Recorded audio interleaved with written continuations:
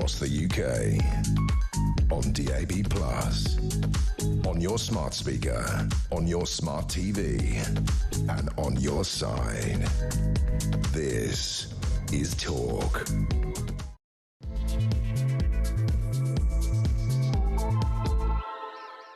Hello, my friends. Welcome along to Drive. Wednesday afternoon. We're live across the UK. Talk, of course, the home of free speech and common sense. I do like that jingle that says there's plenty in the think tank. There isn't at all. It's all down to you. 3 hours of debate, discussion, and your involvement, please, as ever. Straight up. Let's get it straight up there. We'll talk about Trump. We'll talk about apparently 1 million people in England can't speak English. We'll do it all. But we want you involved. 0344 499 1000 is our telephone number. Tell me the lady's name, please, who's replaced Isla. I love that. Isla, what a great name. My granddaughter's called Isla. Isla here today because Jodie has gone to pastures new for one night only. She's now a producer.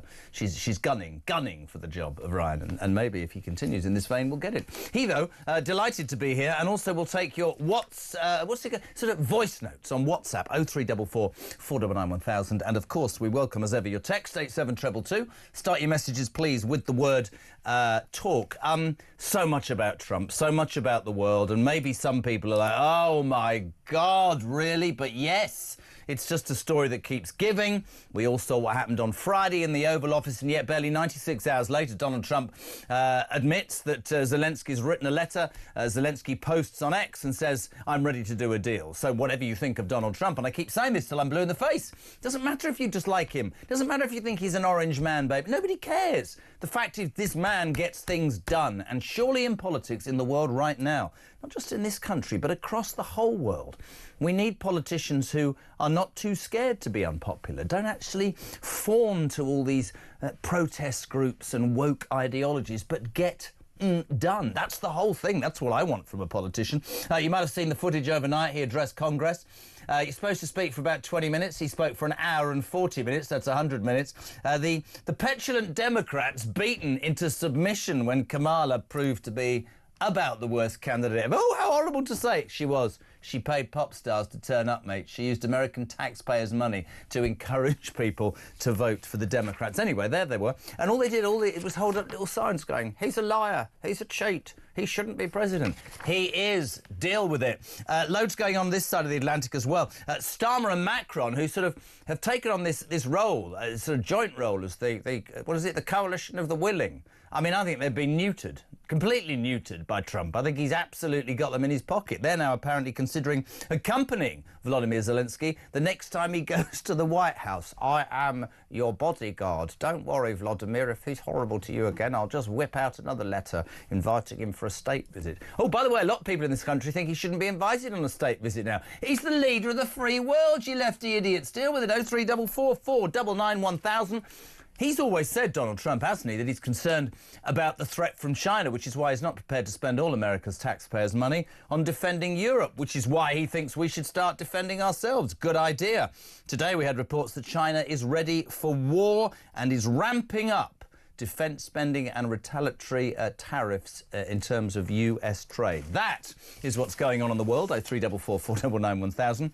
Back home, this is the sort of story that will send millions of people into a blind fury. Ready for this, peeps?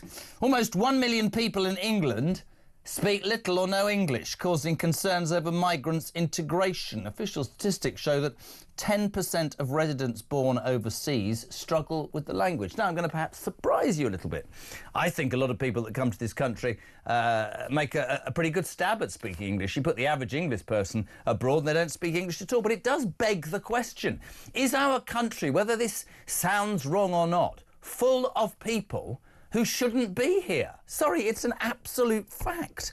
This huge numbers of stricter integration, stricter immigration is surely the only answer. We told you yesterday that the Sun came out on Monday. It was the largest number of illegal migrants coming over on the boat, 600 plus on Monday. I'm sure there were plenty more yesterday. I haven't got the figures yet, and it's going to get worse and worse. Oh, 300 yesterday, so that's 900 in 2 days. Ridiculous. Illegal migrants, who, by the way, I suspect, without wanting to sound unfair, have already disappeared into the system. Probably don't know where they are. And no, they haven't arrived with their wives and kids because they haven't escaped a war-torn country. They've come from France because they don't fancy a tent on the beach. They fancy a 4-star hotel and a mobile phone, because that, my friends, is what we'll give them in the United Kingdom. 0344 499 1000. What do you make of the fact that almost 1 million people in this country can't speak English? Jeez, man. And then something that does rather excite me. You'll know on this show we talk about net zero the whole time. I think Ed Miliband, or as Mike quite rightly calls him, Ed Millipede, is one of the most dangerous men ever.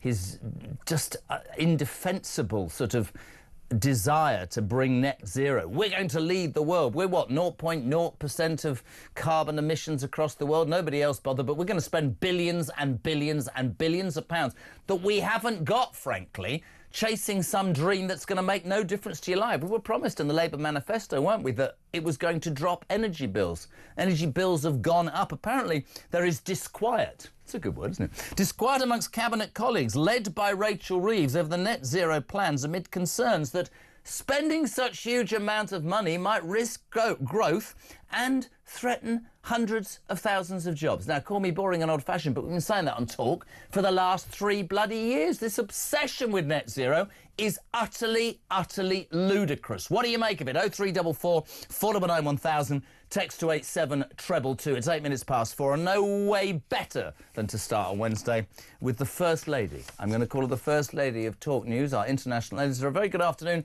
Isabel Oakeshott. How are you? Well, am I allowed to express some disquiet about the million people who don't speak English? I mean, you racist, homophobic, misogynistic, sexist, horrible... Yes, go on, go ahead. Absolutely. Is that all you've got? Come on, you can do better than that. I'm sure there's more... I actually wanted to say, of course you can. I completely agree with you. Just the whole thing's ludicrous, isn't it? It is ludicrous. Some really interesting other data out today about pockets of our country, and many, many pockets of the country, in which the vast majority of the population have arrived in the UK within the last 10 years and are nonetheless occupying great chunks of the social housing allocation and also don't speak English. I mean, this is absolutely ludicrous. Multiculturalism only works if there are clear rules and expectations and everyone signs up to some kind of common agenda. And that has to include making some form of contribution. Absolutely. If you are coming to the UK to build a new life, and there has been room for all sorts of people to do that, and I don't make any criticism of people who are looking to better themselves. Why wouldn't you? If you thought you could get a much more rewarding and happy life in the UK, why wouldn't you give that a go? But in return, you've got to give something back. And how can you give something back if you can't communicate? I actually encountered one such person at Grantham Station a week or so ago. I was on the platform. I was a bit dazed and confused after yet another railway nightmare, hours on a train journey that should have taken a short time. Didn't know where I was going. Stopped someone to ask, do you know the way out? And they looked at me as if I don't know, just suggested that they walk across the ocean. They had no English whatsoever, not hello, not goodbye, not don't know, absolutely nothing. And they clearly were not a tourist. And, my partner's constituency and Boston and Skegness, I'm afraid, is full of people who can't even say hello in English. I sort of go further, and I think it sort of underscores everything that I feel. And I know that there's been people, even on this station, who think that, say Mike, me, defending Trump. I just want to make this point. There's a lot about Donald Trump I don't like. I've said it for 3 days. But here's what I do like about Donald Trump. This crap would not happen in the United Kingdom if we were not so accommodating to almost anybody, if we did not lay out the red carpet. And can I just add this? To the detriment of our own people. OK? If our public services, Isabel, were flourishing, if we were flushed with cash in the vaults of the Bank of England, but we're not, we're on our uppers. And I think what people have suddenly woken up to, not suddenly over the last few years, is, hold on a minute, how can it be fair that the doors are open, people can come here, and as you quite rightly say, whether they can't speak the language or they're not even prepared or even having to contribute, why should they take? Now, I've heard all the arguments from all the do-gooders that these people, you know, you don't know, Jez, what it's like to be born in... No, I don't. But I tell you, if I was on a tent in France and my wife and kids were back somewhere else because I didn't actually care that much about them, of course I'd come to Britain. So for me, immigration is really simple. Deal with it, absolutely, by stop making it such an attractive option to be in the United Kingdom. And if you did that and you spent the money more wisely on the people who have, I don't know, I get slagged off, have paid their way, isn't that the answer to sorting this horrible mess out? It's actually really simple. Yeah. You do what other countries do, and you say you cannot have any benefits whatsoever until you have lived in the UK for a certain number of years. You know, that could be 5 years, it could be 10 years, but you have to have lived in the UK and contributed. Now, it doesn't mean you necessarily have to have contributed, you know, over a certain salary level. You must have done and be doing something that tangibly makes life better for others apart from just yourself in our country. And if the government went down this route, it would have a absolutely transformative effect on the welfare bill. It would radically reduce the size of that welfare state, and it would also be a very, very straightforward deterrent to people who are making an informed choice to come to the UK. And that's the word for me, Isabel. That is the word, deterrent. We listen again and again about Rwanda. We listen to smashing the gangs. If what you're offering people with very little need for them to make an effort, if you're offering them something that's far greater than they get where they are, or they get as they're travelling towards the Mecca that obviously still is England, then you are sending a message, which is, we're a soft touch, come here. And I've listened to all the wet lettuces tell me they've got family, they're students, they're being persecuted. No, they're not all of them. A lot of them, I'm afraid, are men who leave their wives and kids behind and come here because they know they're going to get an easier life and they're going to have their backsides wiped. And I have to tell you, I keep saying it, I don't care what politician, what political party, you and I would both hope it's reform and it's Nigel and Richard. Somebody needs to stand up and say, do you know what, I don't actually care about the left-wing media. I don't care about the blob. I don't care about being persecuted or put down or criticised. I'm going to stick up for English people, British people, whatever you want to say, who have always been accommodating and probably still will be once this country is sorted out, once this country is not scraping the barrel. When I see pensioners struggling, when I speak to veterans right on the streets who have given their lives for this country and have got nothing, when I speak to a veteran like on Monday who says, I did 24 years and I'm homeless, and yeah, I can get on a boat, or they can, and they get a hotel. I would love one of the lefties to be able to speak to that person, because what would they say to him? Thanks for your service, we've screwed you over. It's not good enough. It's not good enough.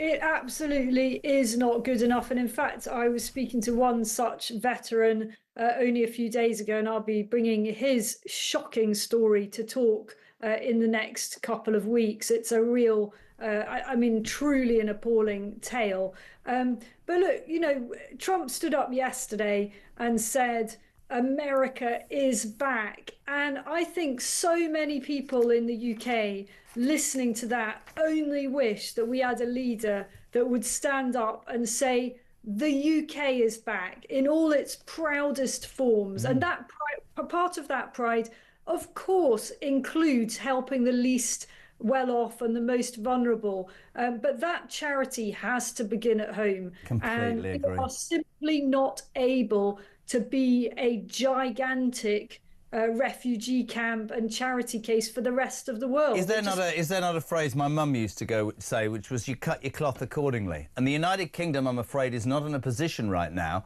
where it can offer what seemingly all the bedwetters would like us to offer to everybody. Of course, we've done it in the past, and that's been right. We've been in a different position. But there are two reasons. One, we can't afford it. And two, genuinely believe this. We're being laughed at. We're being taken advantage of, and we are allowing it, whether it's left-wing lawyers. I mean, did you hear that story this week a cocaine dealer, right, who was due to be deported. This started when Theresa May was the Home Secretary, for Christ's sake. That's about 15 years ago. Now cannot be sent home. I can't even bring myself to say this. I can't even remember the bloody country now because I'm so stressed about it. He can't go home because he's too westernised, and they'll have a go at him because he was a drug dealer. And it will lead to suspicion and concern. What about people in the United Kingdom? Get him on a boat or a plane and get him out of here. Yeah, I mean, and this goes back to the damn ECHR that Tory politicians keep saying they might pull out of. You know, how many times have you heard that? I do not want to hear any other politician telling me that they might pull out of the ECHR. We're sick of it. Just come out of that thing, because it is against our national interests. Let's just talk very quickly before we get to Trump. We're going to finish with Trump. I just want to do net zero. You and I, again, both feel exactly the same. It's a huge ideological waste of billions of pounds. That I think the tractor tax is a land grab. I think we know that wind farms don't produce enough electricity. We know that, as Ed Miliband, the most dangerous man, I think, in the world, one of them, certainly this country, is going to have to import electricity from other countries, and all your bills are going to go through the roof. There seems to be some disquiet in the cabinet. Apparently Rachel Reeves and others are concerned. This is a bloody shock, Isabel, that the net zero obsession could risk growth and cause the loss of thousands of jobs. Who knew? We did. Oh, brilliant, guys. Thanks for that. Yeah. I mean, how many years have you been harping on about this ludicrous con trick? I mean, it's not a new policy, is it? It's something that has dominated your political agenda, Labour, for many years now. And only now you're waking up to the fact that it is a giant rip-off for consumers. I mean, what happened to that everyone will be £300 better off pledge for Labour? Pure fantasy. I wish I had the clip, because I've just done Plank of the Week, which you can see on Friday with Mike at 7 o'clock. But there's a clip, and they put this to Trump, and I won't do it justice, but they say to him, what do you think about wind farms? And he goes, I don't like wind farms. They're very ugly. They don't produce enough electricity. If you have a house that sees a wind farm, it's going to halve the value. We can't build anymore. We're going to blow them up and just get rid of them. I mean, it's just... And you go, oh, my God, he's now told every single person in America who can see a windmill, as he describes them, from their house, they're going to lose half the value of their property. I like that to a degree. I don't even know how somebody like... But you look at the cabinet, right? You think about Starmer. We'll talk about him in a tick, but you think about Starmer, you think about Lammy, probably the most, I would say, badly thought of foreign secretary ever. Just, I can't even believe he's our foreign secretary. You think of Rachel Thieves, or Richard III, as we like to call her now. You know, her budget was a disgrace. The next one will be an even bigger disgrace. You think of Ed Miliband. It might well come to pass that Mr. Starmer, or Sir Keir, as he likes to be called, is going to have to make some big decisions about these people, because they're all coming home to roost. Their inability to have any sort of foresight, I think. That's how I see it.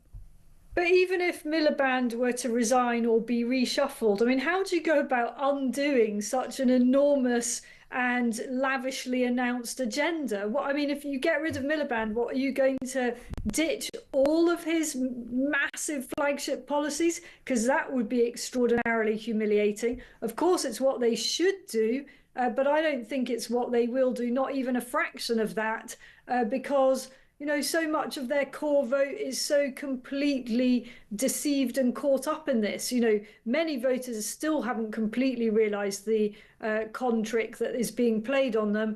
And at the same time, there are multi-billion, multi-squillion vested interests in carrying on with this giant juggernaut. So I think we're stuck with Miliband, or at least his policies, probably for the duration of this parliament. Now, I've only just been told you've got to go. So have you got to go, or have you got a chance for one more question? Your shout's not a problem either way. We've got time for more questions. Love you. Donald Trump said yesterday when he addressed Congress, I'm only just started. He's supposed to speak for 20 minutes. It was an hour and 40 minutes. Typical Trump, great television. The Democrats, what a bunch of sore losers, the Democrats. They're sat there with their paddles, their little signs going, he's a liar, he's a cheat, it's fake news. The look on Nancy Pelosi's face, if you put somebody in a room, 100 people had farted and gone out. That's how she looked. It was unbelievable. But they don't get it. Trump is. I read something yesterday. They were talking about markets going down. His approval rating continues to rise. Is that not, just to finish, be it Zelensky, be it tariffs, be it China, he's doing for the American people, is he not, Isabel, exactly what he got elected and what he stood on? He absolutely is, and we might not like his style, and I certainly find aspects of his style quite uncomfortable, to use a diplomatic word, but he is getting stuff done, and it doesn't appear to be particularly unrealistic that within the next few weeks, peace may break out in Ukraine. It might not be the exact kind of peace that Zelensky wants, but perhaps it will actually stop the dying. And so the methodology may be pretty horrible to watch, but it may produce the result which results in less casualties. And maybe that's a good thing. I mean, definitely that's a good thing. There will be a price to pay, and that is really hard. And it does, of course, raise questions about, the sanctity of sovereign borders. But this is what Trump promised to do. And he sure as hell is making good on those promises. Final question very quickly. Apparently Starmer and Macron are considering accompanying Zelensky when he goes back to the White House as a couple of bodyguards, an Anglo-French... Can you imagine Starmer? Don't be horrible to my friend. That's a joke, man, isn't it? It's a bit embarrassing. It's kind of like three naughty schoolboys, isn't it, going into the headmaster's study to try to spread the blame and the pain. I'm sure it would be great moral support for Zelensky, but it's also a bit demeaning, and just turning up still as supplicants. Zelensky's humiliation is complete. His capitulation is complete. He's had to basically cave to whatever it is that Trump says, whatever terms Trump asks for, because he's not really asking, is he, Trump? He's saying it's this or, yeah, you're on your own. My way or the highway. Listen, you're so fantastic. I know you've got to go. We really appreciate you coming on again. Isabel Oakeshott, Talks International Editor. Thank you very much indeed. So, Wednesday afternoon, it's 4:23. What gets you goat more? Is it what's going on in the world with Trump and the wet Democrats, or the people across the world who think that Donald Trump's the worst man since sliced bread? But as Isabel just quite rightly said, there might be peace. It might not be the peace that Zelensky wanted. It might not be the peace that is what any of us imagined. But he says he's on a mission to bring peace, and ain't going to be too many people trying to stop him, it seems. I mean, Starmer's an interesting one,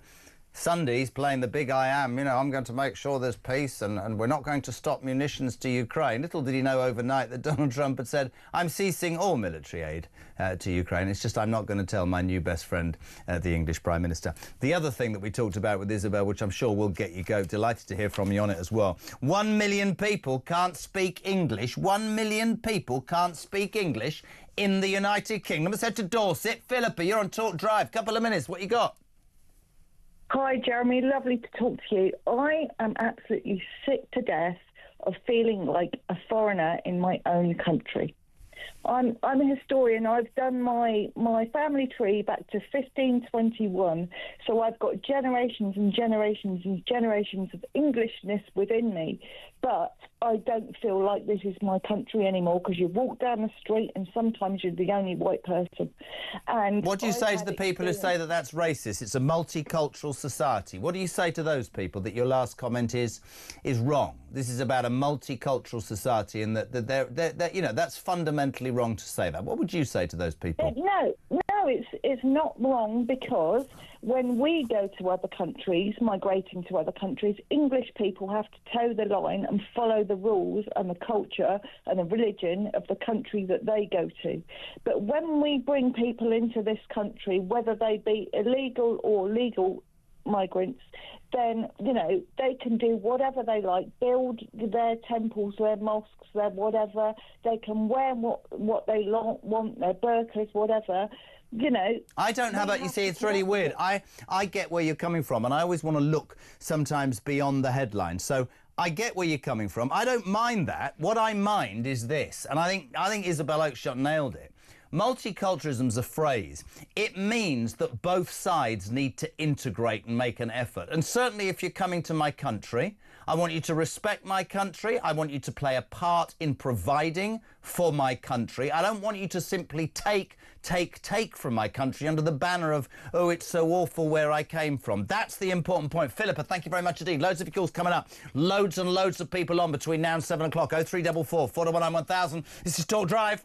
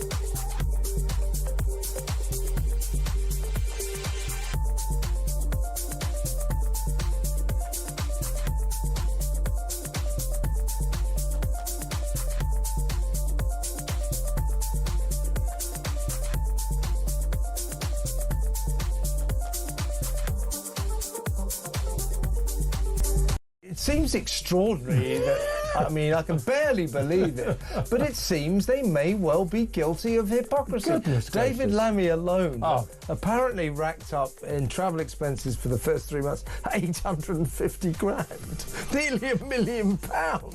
Well, I mean, where does he go? What does he do? Chagos Islands. Yeah, that's right. It's just a Chagos Selling Island. out Britain, yeah. Yeah, and of course he has extra luggage fees to pay because he takes lots of sets of training shoes to He wear does, doesn't whenever he goes to Washington.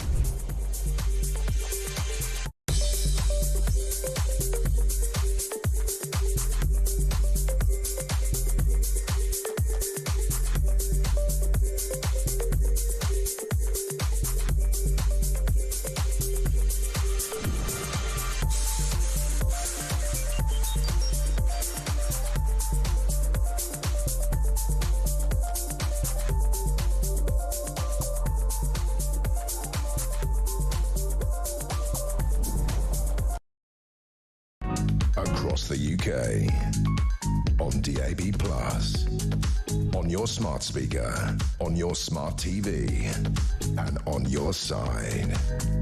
This is Talk. 4:30, we're live across the UK. This is JK on Talk Drive. Thanks for tuning in, because when you do, it gives me so much more time to work out what's coming next. Ryan, our esteemed producer, sent photographs on our sort of show WhatsApp last night of him and his wife cooking pancakes.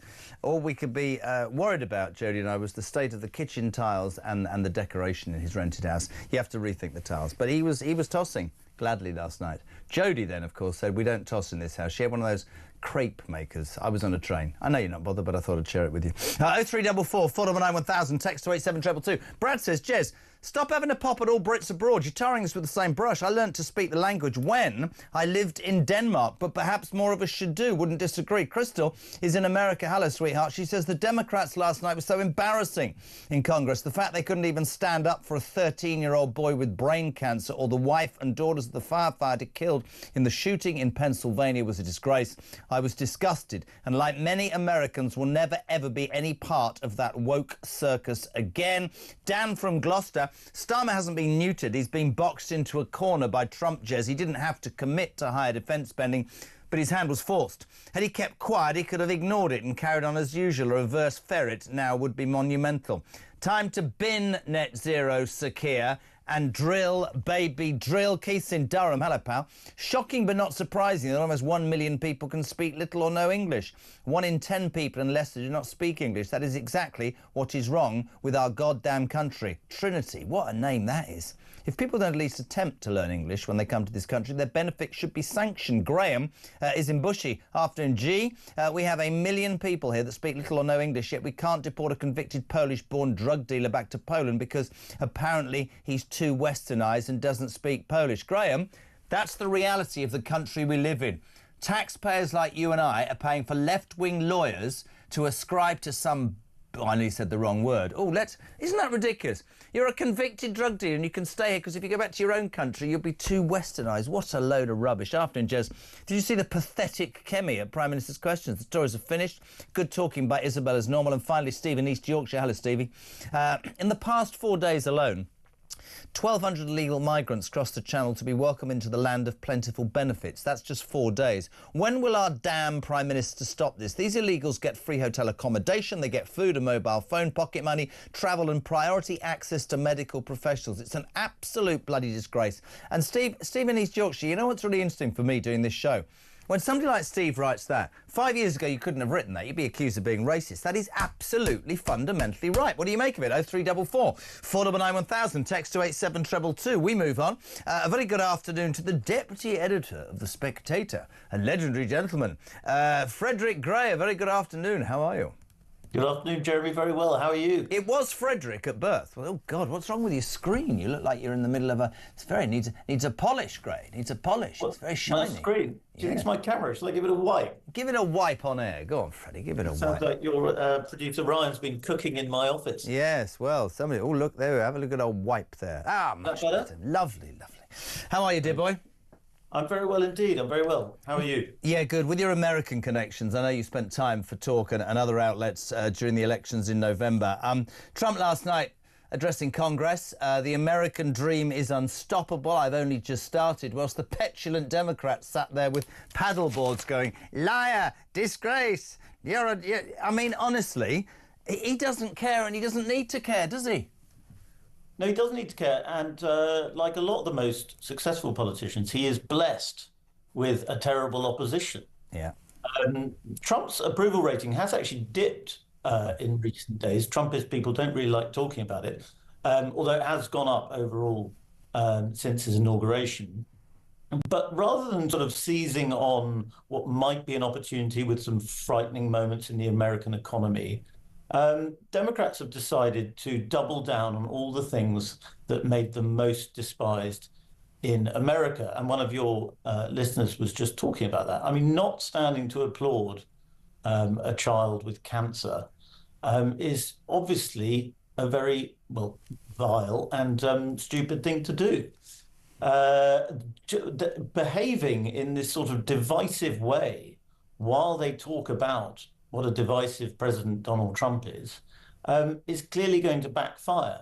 It's really interesting. During the campaign, they said, you know, this man brings politics to the gutter. This man is personal. This man lacks detail. And yet, to many of us on this side of the pond, the campaign from the Democrats was literally liking him to the devil incarnate, and that's all they did. And I thought that was very, very telling. I keep saying from a British point of view, Freddie, if you've got, whether you like him or loathe him, or there are parts of him that you find unpalatable, from the moment he got into the White House, he has started to do what very few governments in the United Kingdom ever do, which is do what you say on the piece of paper that's called your manifesto, for Christ's sake, that got you in the door in the first place. Well, exactly that, and actually tackle government misspending and waste. The Doge project, spearheaded by Elon Musk, who's obviously a controversial figure for a lot of people. I thought it was doggy, so we'll go with Doge. All right. Doggy. And there are concerns about, Elon Musk's own business interests and his significant role in government, et cetera, et cetera. But the fact is, Doge is a massively popular project because it's targeting taxpayer money that is being spent on ridiculous projects. And the highlight of the speech last night, very long speech, I thought quite boring in parts, actually. Hour and 40 minutes, for God's sake. Yeah. The highlight was probably the moment where he read out all of the ridiculous projects, or some of them anyway, the highlights, lowlights, of US aid spending on these ridiculous, politically correct in the extreme causes that serve no interest to American taxpayers, serve no purpose for the American state. And that's very popular. And I bet a lot of British people watching that would have been wishing that we had something similar in the UK. Couldn't agree more. Let's just very quickly, before you skedaddle, let's talk about the last sort of 5 days. I'm interested in talking about Sir Keir Starmer here. Went over to the White House, did what Zelensky didn't do, which was, stroked Donald Trump's plume of feathers, as I imagine, gave that very stage-managed letter saying, oh, this is from the king. And then when it all blew up with Zelensky and Trump, came back here and said, I'm going to create a coalition of the willing, now called the wilted, as Mike Graham quite rightly said on breakfast this morning. I said he'd been boxed into a corner. Mike said this morning, this is like the little boy left in the corner of the field, because overnight on Sunday, when he was espousing the values of we must maintain military support for Ukraine, Trump had already decided that he was stopping military aid to Ukraine and didn't tell Starmer. Starmer and Macron are giving the distinct impression that they are his little lap boys and they don't even know about it. Would that be a fair description? That's pretty fair. I do think Keir Starmer has an opportunity here to sort of be the transatlantic bridge between America and Europe. I don't think he's really taking it because he is instinctively far more pro-European. He's very nervous about the Trump administration's language on Ukraine. And actually, it's been a big cheerleader for Ukraine, Boris Johnson, who has sounded a more sensible strategic note by saying, let's help Donald Trump end the war. And that's coming from Boris Johnson, who in many ways, some people would say, is more responsible for the continuation of the war than any other European statesman. Very interesting. Where do you see China today very quickly coming out and saying we're ready for war, we're going to take Trump on with tariffs? Do you believe he will get the end to this war, however unpalatable that might be to Zelensky and his people? I don't know, maybe not what he imagined in the first instance. Will Trump get what he wants from your political experience? I think it's highly likely that he will. You can't say for sure because it's such a terribly dangerous and disrupted situation already. I do think it's interesting you mentioned China. That's a very, very big story that's coming out of China today, that China is talking in those terms, not just about trade war, but about actual war with America. And of course, that is really what the Trump administration are thinking about. They're thinking about China. And one thing they've been very concerned about since the Ukraine war began is that the West's opposition to Russia in this war has pushed Russia and China closer and closer together.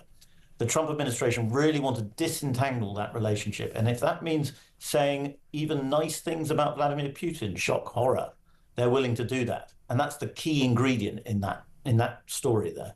Before we go just domestically, I'd love the spectators' response, please, today, if you can, Frederick, to the fact that almost 1 million people in the United Kingdom speak little or no English. Multiculturalism, which everybody seems to think is important, although for many it's not working, surely asks one thing, which is for people who come to this country to integrate in return for what we're giving them. Surely they should make an effort to learn our language, shouldn't they? Well, do you know what my reaction to that story was? I'm surprised it's as low as 1 million. Yeah, it's true. Yeah. I mean, I live in West London. It's quite regular to come into contact with people who don't speak any English.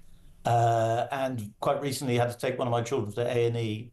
And the number of patients who the nurses and doctors couldn't really communicate with was staggering. I do think we have integration problems in this country, particularly with language. And it's not racist to think that that might be a problem. Good to have you on. Tell Gove he needs to give you a pay rise. You're a good man. 20 to 5. We're live across the UK. This is Talk Drive. Jeremy Cartell 70344 499 1000. Your text to 87222. I'm off for a wee. I'll be back in 3. Ta-ra.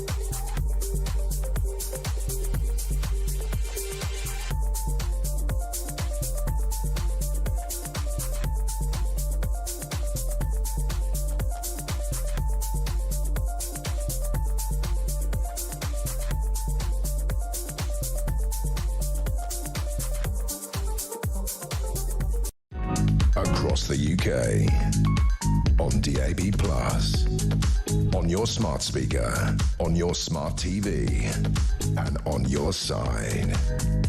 This is Talk. Longer, that's the link. 18 minutes to 5 o'clock. We're live across the UK. This is JK. We say a very good afternoon to former Conservative Defence Minister and I would say military expert, Tobias Ellwood. Hello, my friend. How are you? Good afternoon to you.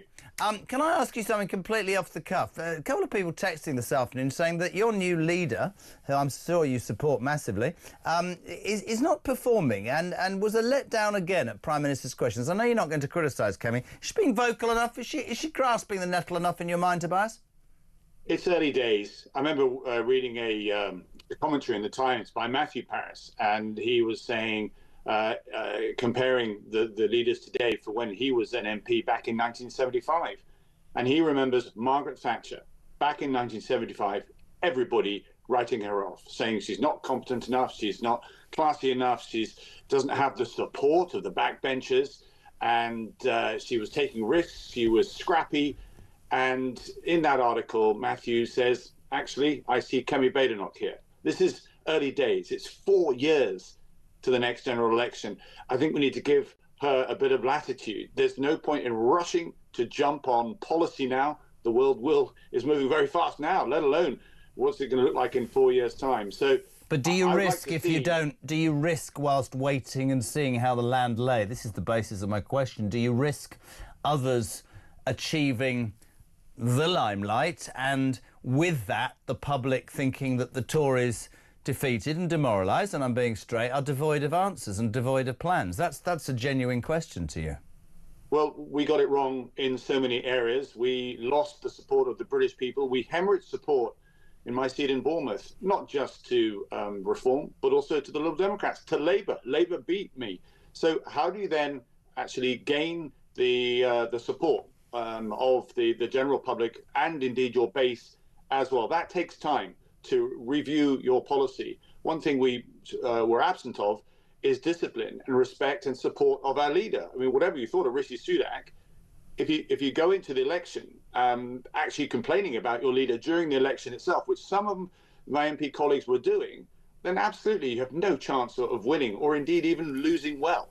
So let's give time for our party to reconstruct itself, work out where we are in the political spectrum. That's a big question for the moment. Let's talk about the stuff you know loads about. You'll probably have a different view to me. The last sort of 5 days have been an extraordinary mishmash. We had Friday afternoon, we had that bust-up, we had him being thrown out, Zelensky, we had Europe, Starmer, suddenly I'm going to play, what was it, the coalition of the willing, or the wilted, as Mike Graham now calls it. Trump, unperturbed, Starmer Sunday night saying, we're going to keep arming Ukraine, Trump saying we're not. Then Zelensky caves yesterday. There's no doubt that love him or loathe him, and there's plenty about Donald Trump that many don't like. He gets stuff done.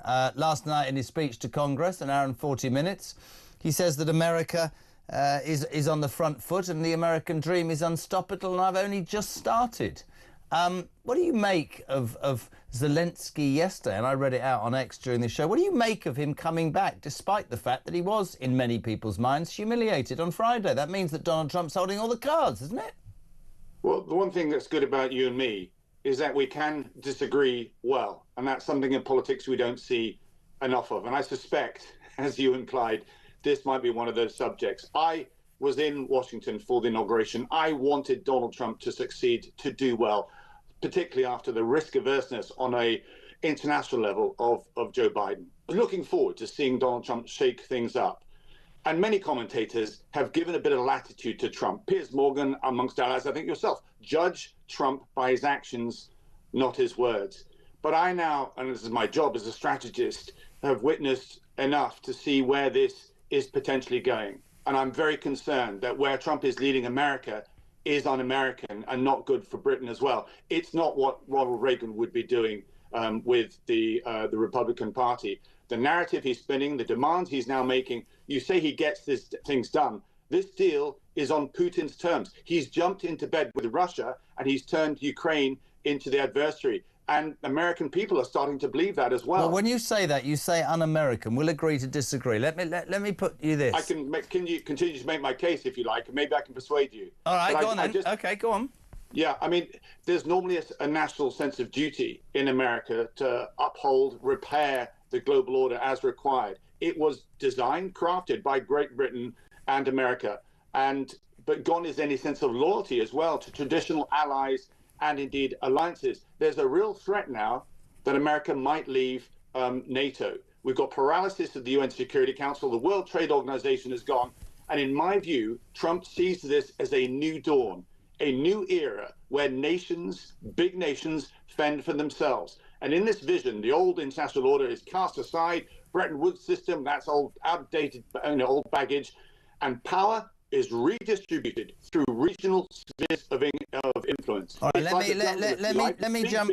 Okay, it's like the jungle is like with big beasts, of which Trump is one of them, and they all rule their own territories. And unfortunately, Ukraine is not in America's sphere, for instance, not interested in it. Very happy to slide over to the other big beast that he's increasingly respecting, namely President Putin. Let me get a word in, Tobias, because I've written down some of what you said there, and you're right. We'll agree to disagree, and that's healthy. You've said, let me get this out. You've said there is a lot about Donald Trump. I thought I didn't like what I saw. I think he's an incredibly brave man, but there's either going to be a peace or there isn't going to be a peace. You said it's un-American. Try telling that to a president who won the popular vote for the first time in, 30, 40 years, and whose approval rating since his inauguration is on the up. You said that his thing is about fending for themselves, about a national sense of duty, about the sense of loyalty to allies has gone out the window. I am as British as it comes, but I'll tell you something that I fundamentally believe in, OK? I think it is a disgrace, and I've said it to you before, that successive governments, not just your party, have shredded defence whilst imagining or believing that Uncle Sam will wipe their backsides. We can talk about the logistics of all of that. I take your point about Russia, or I think China's comments today that they're ready for war perhaps also plays along to the rhetoric of Trump. But I think it's a bloody good thing that he has focused European leaders' minds into spending more money on defence. And Sir Gerald Howarth didn't like it. You might not like it. But there isn't an American president who has moved the dial on any European country to finally stand up and say, we're going to spend more. So like him or loathe his methods, he's made a difference, Tobias. That's a fact. Yes, you've covered one particular aspect which you and I both agree on. How many times have you and I discussed the need to increase defence spending because our world's getting more dangerous, not less? I'm now moving forward from that. He's putting forward a peace deal where he's saying, I'm afraid this is the deal, but I'm not going to have any part of it unless you give me some minerals. And even if you give me the minerals, American soldiers will not be there. Not only that, NATO can't be involved either. And not only that, by the way, I might do a deal and lift sanctions with Russia, with our adversary. Putin is the most powerful dictator in Europe, and he wants all of Ukraine.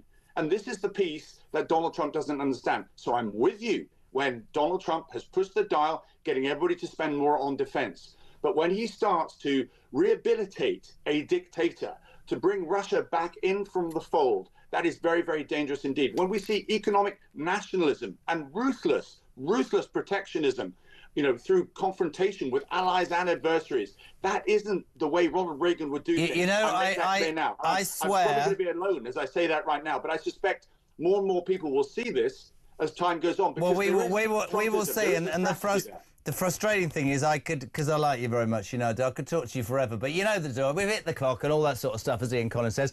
Tobias will agree to disagree, and we'll continue another day. Thank you very much indeed, Tobias Ellwood, former Conservative Defence Minister. This wire in my ear is causing me, look at this. Look, honestly, I look like I've got an earring in. We'll sort it out. We're back in 3.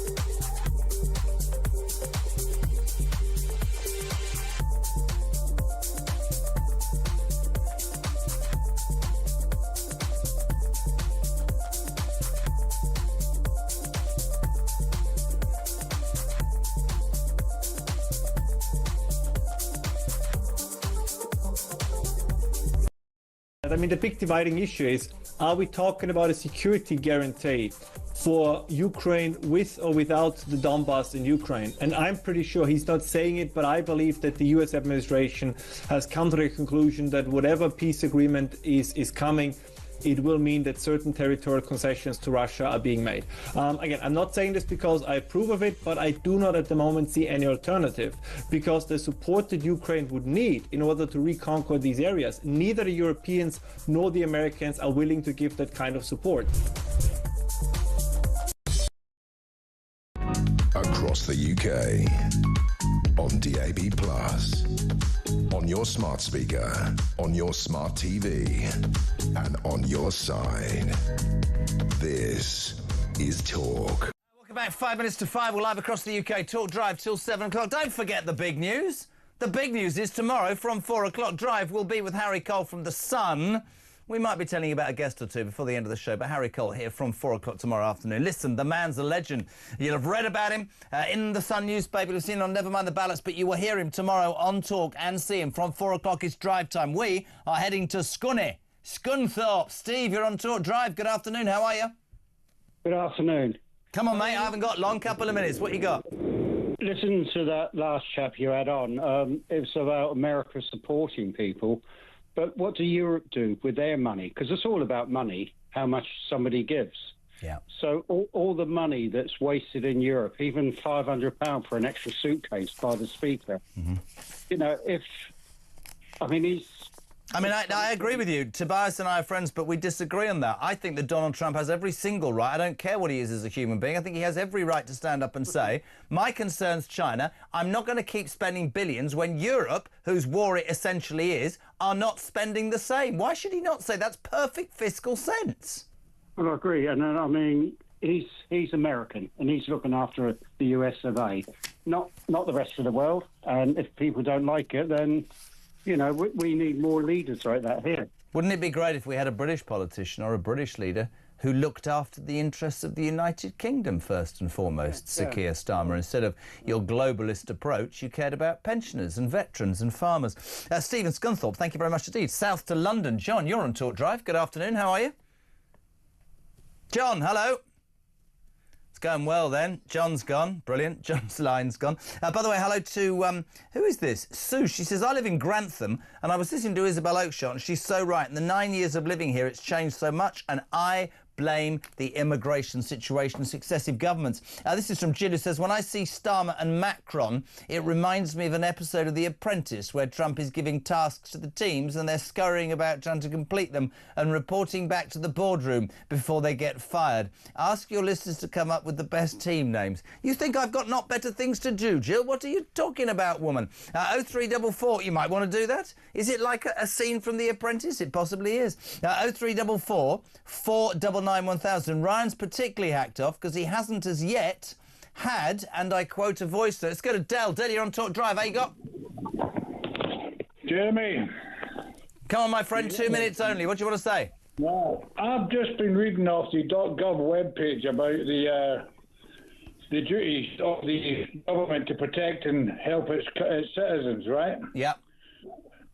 How do we go about getting a prosecution? At what point does that, after letting in thousands of unknown people into the country, does that become a threat under the Treason Act and dereliction of duty? How do we go about getting a prosecution on it? I've no idea, mate, but I couldn't agree more. Today we discover the news, and I'm sure you heard me say it earlier, that 1 million people, and I think that's, I sort of agree with Freddy Gray from The Spectator. I think this is probably not accurate. Almost 1 million people in England speak little or no English. Multiculturalism is important, yes, but isn't the other side of that you have to integrate and give something back to the country you're now taking something from?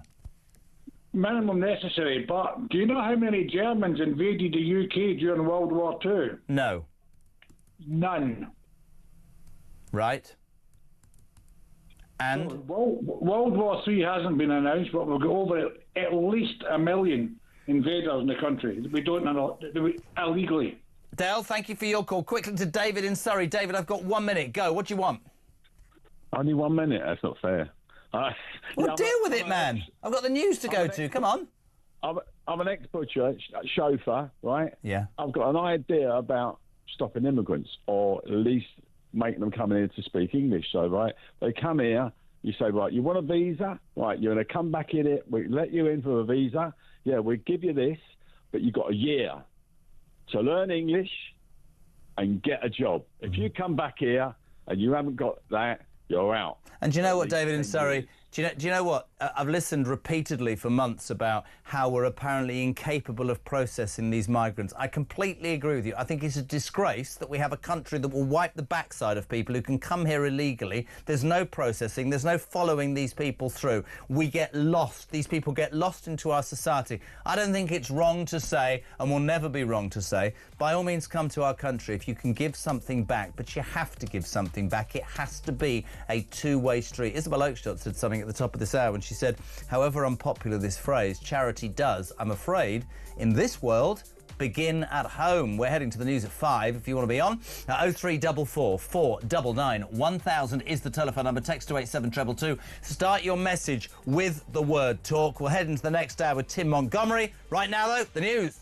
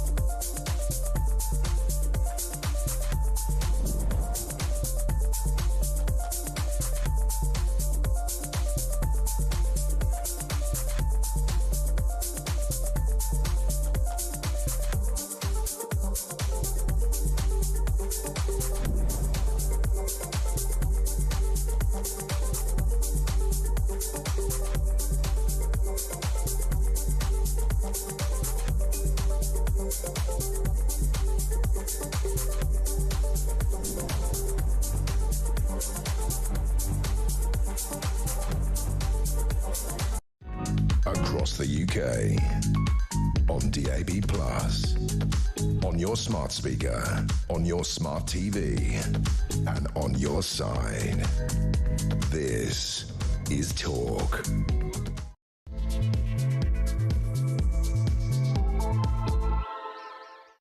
Back hour 2 for Wednesday. We're live across the UK. Talk is, of course, the home of free speech and common sense. Tim Montgomery, former number 10 advisor, in a jacket and shirt in a little over 5 minutes. Before that, a couple of calls to London. John, you're on Talk Drive. A very good afternoon. What can I do for you, pal? Yes, hi. Speaking about a jacket and shirt, I hope Zelensky turns up with a suit next time he comes to the White House, like a real human being. But does it matter that seriously? It does. He shows a little bit of arrogance. Speaking about serious issues, wear a suit. It's not Friday, casual day. Wear a suit like a normal human being, just for starters. And the second thing I wanted to make a point about the history of the Vietnam War. Henry Kissinger, the late Henry Kissinger, said, let's declare victory and get out of there. It's a losing war. All it takes is one person with common sense to say, we're losing it, let's get out of there. And that's Trump's point, that people are not just studying history. But what do you say to the people, and I include in this Tobias Ellwood, the ex-Tory MP, Defence Minister, who was just on, who said that the only way he believes that Donald Trump is securing this end to a war that, yes, everybody wants finished, is by cozying up to Vladimir Putin and basically saying to Putin, you can do what the hell you want. You can invade a sovereign country. How do you answer that? I think we are stuck in the past of the Cold War versus the West. Putin is bankrupt. He's basically bankrupt. He's looking to China, to India, to Iran to support him. He's bankrupt. He's losing it. All he needs is somebody to tell him, come out of there. And if Trump invests in Putin in Ukraine's mineral, Putin knows that he's going to look after it. He's going to make sure his investments are safe. So he's not doing. It's not stupid. It's a very clever decision to get Putin in his back pocket. Very interesting. John in London, thank you. Hello to Jenny in Oxford, who says, Jez, the removal of both defensive equipment and intelligence from Ukraine means that when Russia launches thousands of drones at housing blocks, schools and hospitals, then Ukraine will have no notice and nothing to shoot them down with. Who the hell does that help? Certainly not the Ukrainians living there. Hello to Jill, who says, when I see Starmer... Oh, we've done that already. The Apprentice, 5:05. Back to the phone lines. Staffordshire, James, you're on Talk Drive. Good afternoon, sir. How are you? Good afternoon, Jeremy. Nice to talk to you again. Oh, again? Oh, blimey, it's very popular. Right, what can we do for you, sir? Right, sir. The boat crisis is very simple to fix. The reason why there is huge amounts of migration is because they know they're going to get an awful lot of benefits. Yeah. No ID cards or anything else like that. So very simple. Find a couple of nice, remote, desolate Scottish islands with minimal facilities. You leave them on there for 3 months or until their status is declared by the Home Office, and you offer them after 3 months, you go, we will pay you £4,000 to go home. I've got a better idea than a remote Scottish island. I've been saying this for a year. I'd send them to the Falkland Islands. Or the Ascension.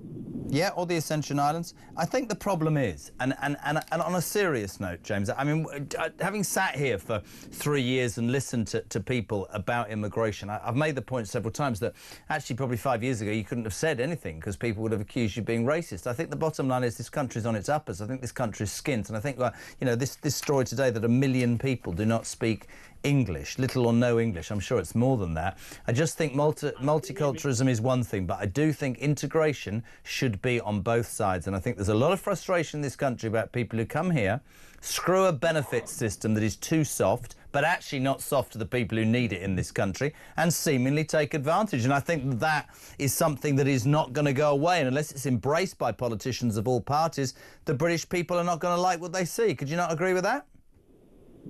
No, I heartily agree with that, to be honest. And this is why I think they need to be placed, and it needs to be travel around the world, that you don't have any right to remain or stay if you break in illegally, and that not all cultures are the same. Couldn't agree more. Thank you for your call. James in London, 0344 499 1000. Listen, this is an extraordinary moment in TalkTV history. Tim Montgomery, former number 10 advisor who recently defected to Reform, is wearing a bloody jacket and shirt. Have you been to court? I leave that to you, Jeremy. Wow. Straight back at me like we hadn't practised. How are you, dear boy? Very well. Nice to see you, sir. And you, sir. And, of course, you won triumphantly. That's what matters. Thank you very much indeed. I'm not going to start with Trump. I'm going to start with that story about that. Well, I'm going to start in the world. No, I'm going to. Well, I know, but I'm going to start with what that guy was just saying because I'd love your response to this. 1 million people, we're told in England today, speak little or no English. I'm sure it's more than 1 million, causing concerns over migrants' integration. Yeah. The bedwetters will jump up and down. But is it not fair to say that if you are coming to this country, you should integrate, you should give something back, you should pay your taxes, give something back? It shouldn't just be a case you can come here illegally in whatever way whilst using the excuse of you're escaping war-torn French beach. Grab yourself a left-wing lawyer paid for us the taxpayer, or grab the whatever it's called, the ECHR, and make up an excuse. I think these people have to be made to realise that if you're going to come and live in the United Kingdom, you have to abide by our rules, you have to learn our language, and you have to pay some tax. Why is that so outrageous? There's nothing outrageous about that at all. And I'm someone who absolutely believes you need to understand this country. It used to be the case, Jeremy, that people who came to Britain used to like who we were and what we were. And they came to Britain in order to be British. Improve their lives. They wanted to be like us because they saw us from outside and they liked what they saw. Too many people come to Britain now to change us. They come to our country because they want us to become a Muslim nation or something different from what we are. Now, we are a nation where if you come as a Muslim and you accept our traditions, you're very welcome. But you have to integrate. But there is no possibility of integrating. There's no possibility of understanding that we're a country of religious and political freedom where we tolerate and respect each other if you can't speak English. You know, of all the basics, speaking English is an absolute foundational thing. Now, if you come from a war-torn country, maybe you don't speak English at the beginning, but it should be absolutely essential that you learn very quickly. And why is it, you know, you and I would agree on this. I'd love to know, what do you think, callers? 0344 499 1000. I don't think it's outrageous to say that at all. I think you have to give something to take something back. But sadly, are we not... Is it not right to say that we now live in a country that bends over backwards, despite the fact that it's skint, to wipe the backsides of people who, frankly, don't really deserve it in many instances? I didn't want that image in my head, but thank you for it. Well, a bit of art. You know what I'm saying, though? Completely. But it's not, you know what, of course they've got to learn English so that they fit in with us. They understand how we work. But, you know, learning English isn't just like a requirement upon them. If you learn English, you get access to so much more. You can access the job market properly. You can marry, you can understand our culture, our entertainment world. You know, learning English isn't just an imposition on someone. It's basically the gateway to fully understanding and benefiting from our country. I agree. I don't really understand where we've gone. We were doing Plank of the Week earlier with Mike, and these, you know, it's become... I don't know if you've listened to Morning... I love Plank of the Week, by the way. Well, listen, Morning Glory now has a migrant of the day, because the Daily Telegraph started these stories. They're really good. And there's a Polish drug dealer. This was yesterday's. Yeah, sorry. And he was asked... Well, he was told to be deported 20+ years ago. This started when bloody Theresa May was Home Secretary, right? And he's still here because some left-wing lawyer this week, and I quote, said, if he goes back to Poland, he'll be viewed with suspicion because he's a convicted drug dealer and he's been westernised and he can't speak Polish.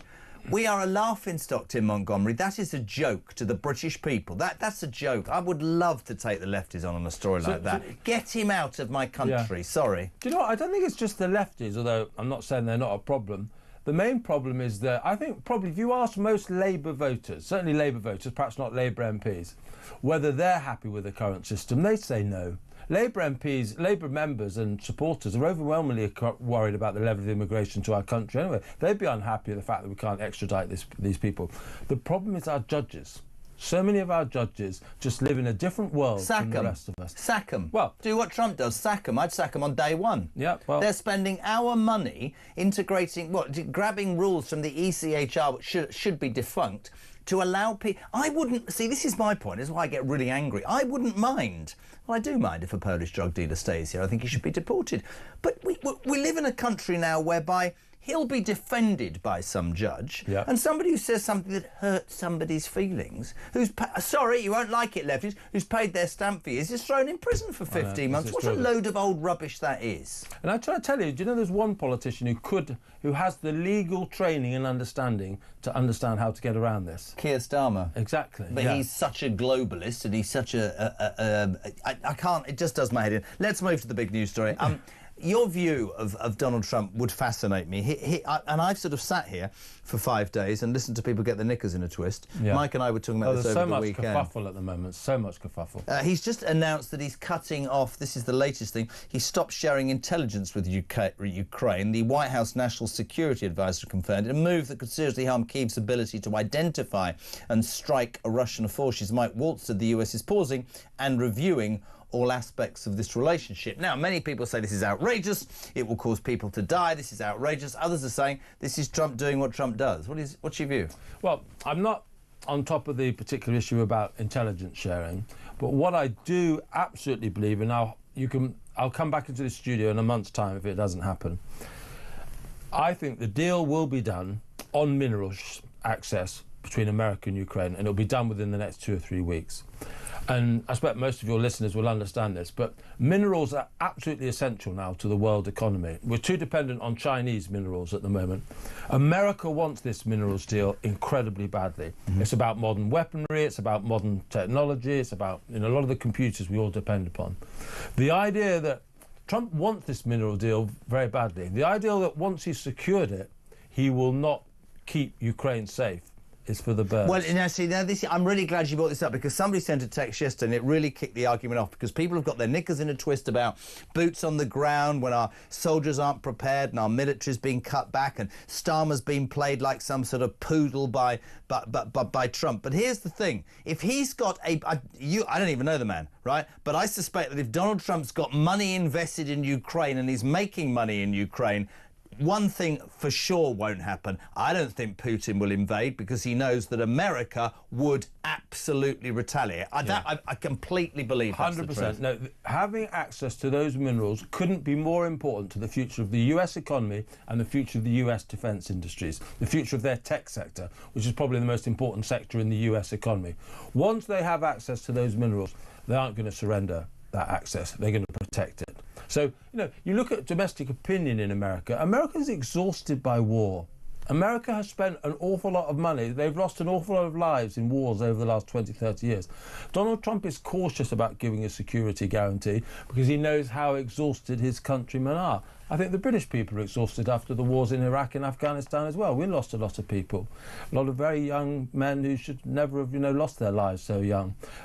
So he's reluctant to give a security guarantee. But if you look at what he is investing in with that mineral access, it's essentially what Ukraine is getting. Did you see Zelensky yesterday as the president who caved, was just boxed into a corner?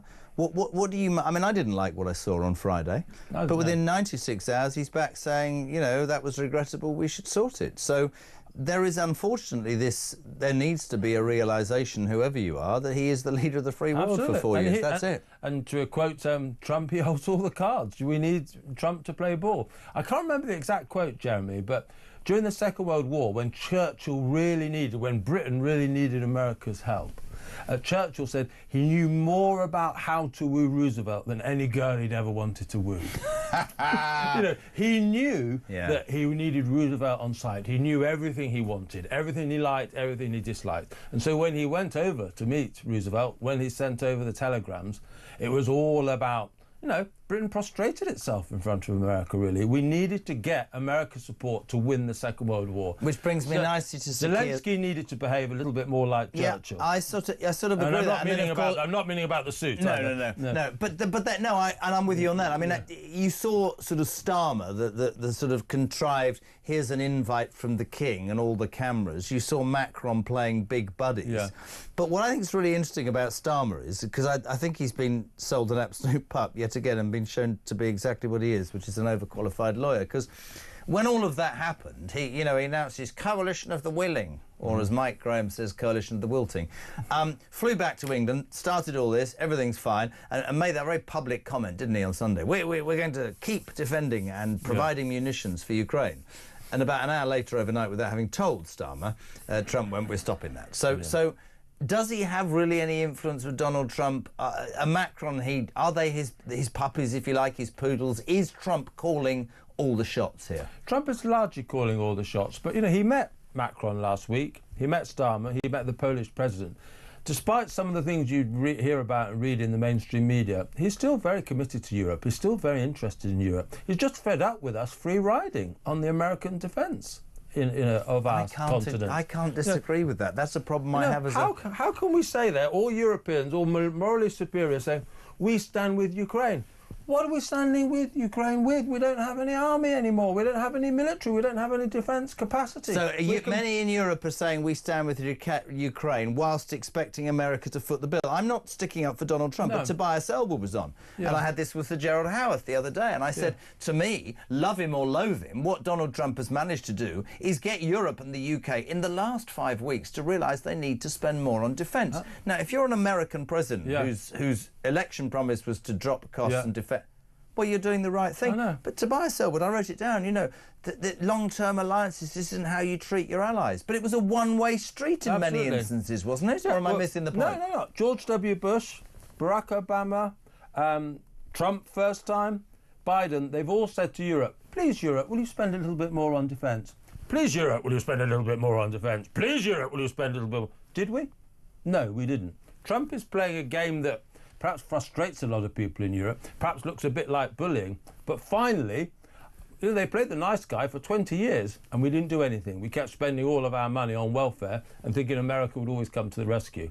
Well, suddenly we've had to wake up. And Trump knows what he's doing, and he does it in a way that gets us all talking, confuses us, and sometimes angers us. But if I was an American struggling to pay the bills in Ohio or some other part of America... I've been to Columbus, Ohio. It's frightening. I have.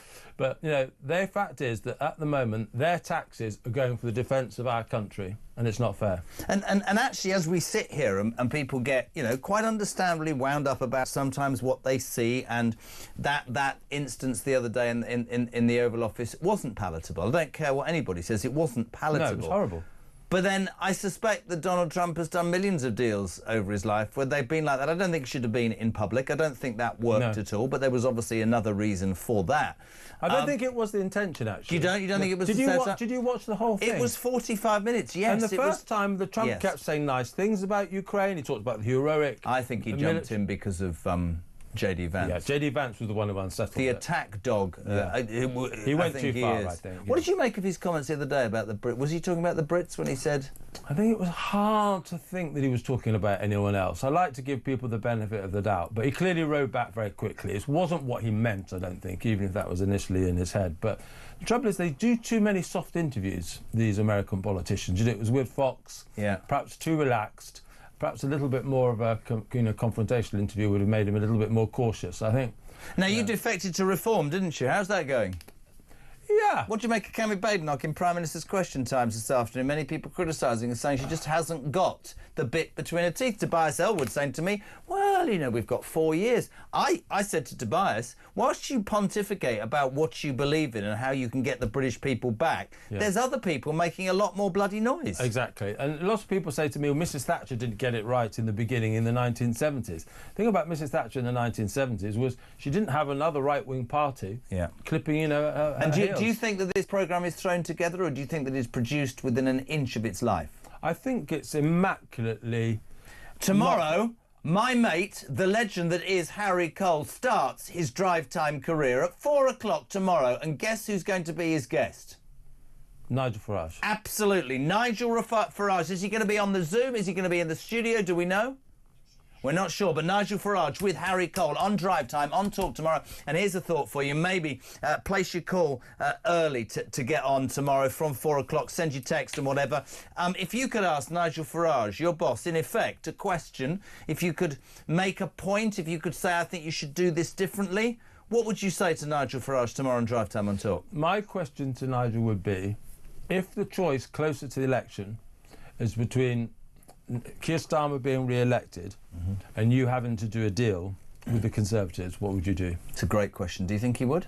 Yeah, I do think he would. You do? Yeah. But he'd have to be the senior partner, though, wouldn't he? I think so, yeah. But what he'll say tomorrow is it's too early to tell. He'll dodge the question. But that's the fundamental question both the Conservatives and Reform need to answer. Maybe Badenoch is as quiet and as I just... Again, I'm not having to go. All politicians are different, and Tobias said to me, "Oh, she'll become Margaret Thatcher. She's a powerhouse underneath." But you look at her and you think, I don't know. I just, I need to feel something with a politician. Do you know what I mean? Another prediction for you. Yep. She'll be gone by Christmas. She'll be gone by Christmas. She Who won't be Tory replaces leader. her? Don't know, but she'll be gone by Christmas. The number of, I still, you know, quite close to Tory MPs. They're all whispering about her. Are they already? Yeah, they're all whispering about her. Wow, you heard it here first.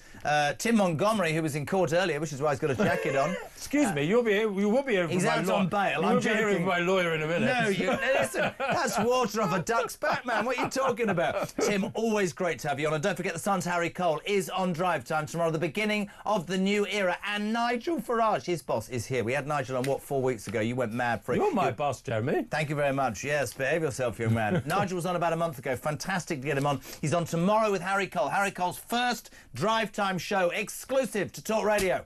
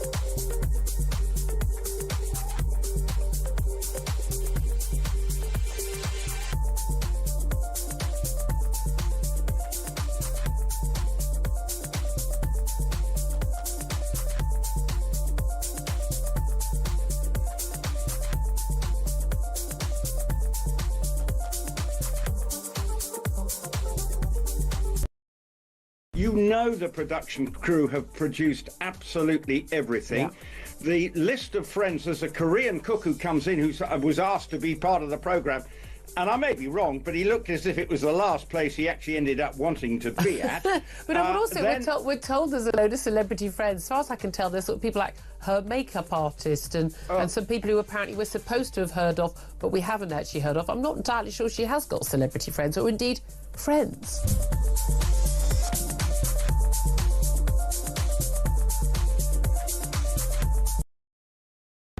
Across the UK, on DAB+, on your smart speaker, on your smart TV, and on your side. This is Talk. Welcome back. What is it, 5:25? We're live across the UK. I'm here till 7 o'clock when Kev O'Sullivan's on. Oh, which one was he? Don't start. Yesterday a woman came on. She didn't even know who Kev was. He's on at 7 o'clock, all right?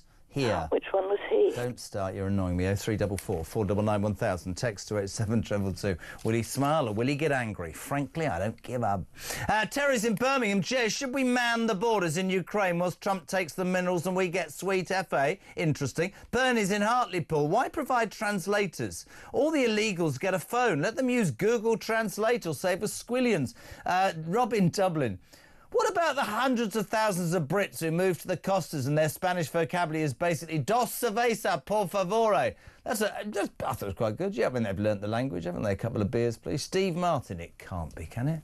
It can't be Steve Martin. He's in Milton Keynes. America stopping sharing intelligence with the Ukrainians is a Trump strong-arm tactic. This will mean more devastation in Ukraine and all part of Trump's tactics to force a peace deal more quickly.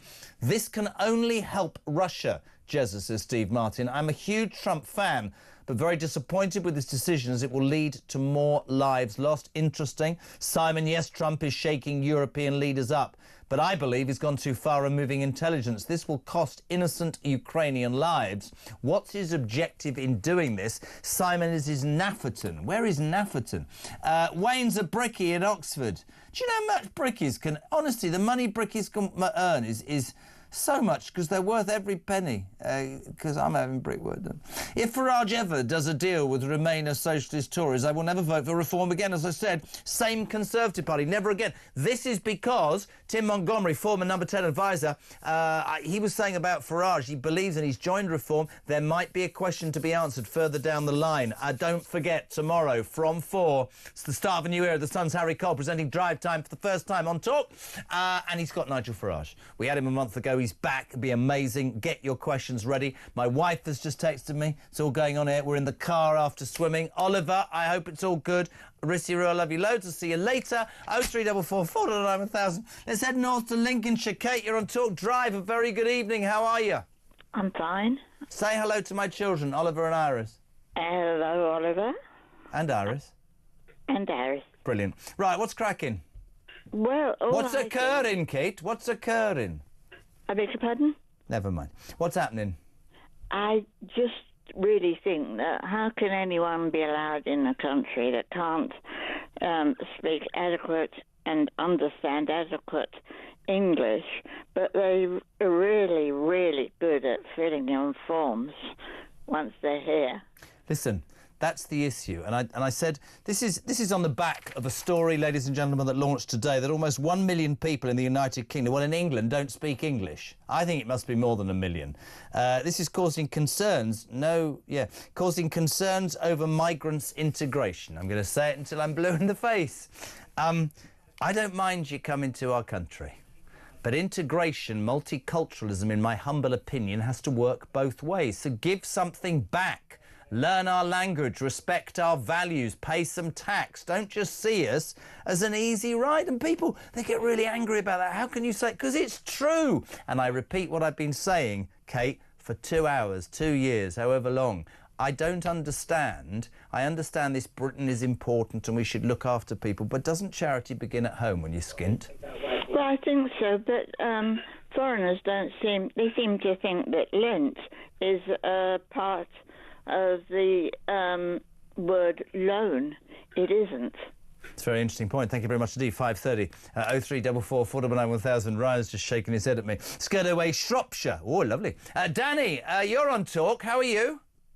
I'm very well, thank you, Jeremy. Oh, how's Shropshire, is it? Yeah.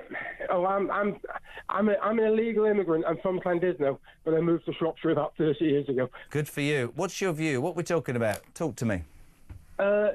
Mostly J.D. Vance.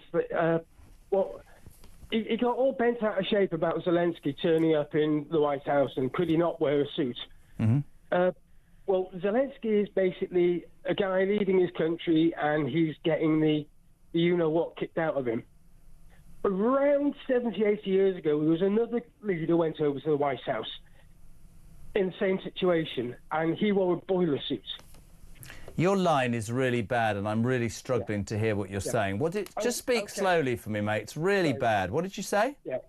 I said about 80 years ago, another war leader went to the White House. Yes. And he wore a boiler suit.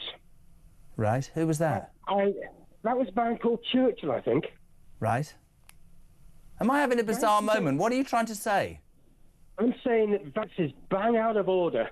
He needs to stop putting makeup on and start actually learning a bit of history. Who does? Vance does.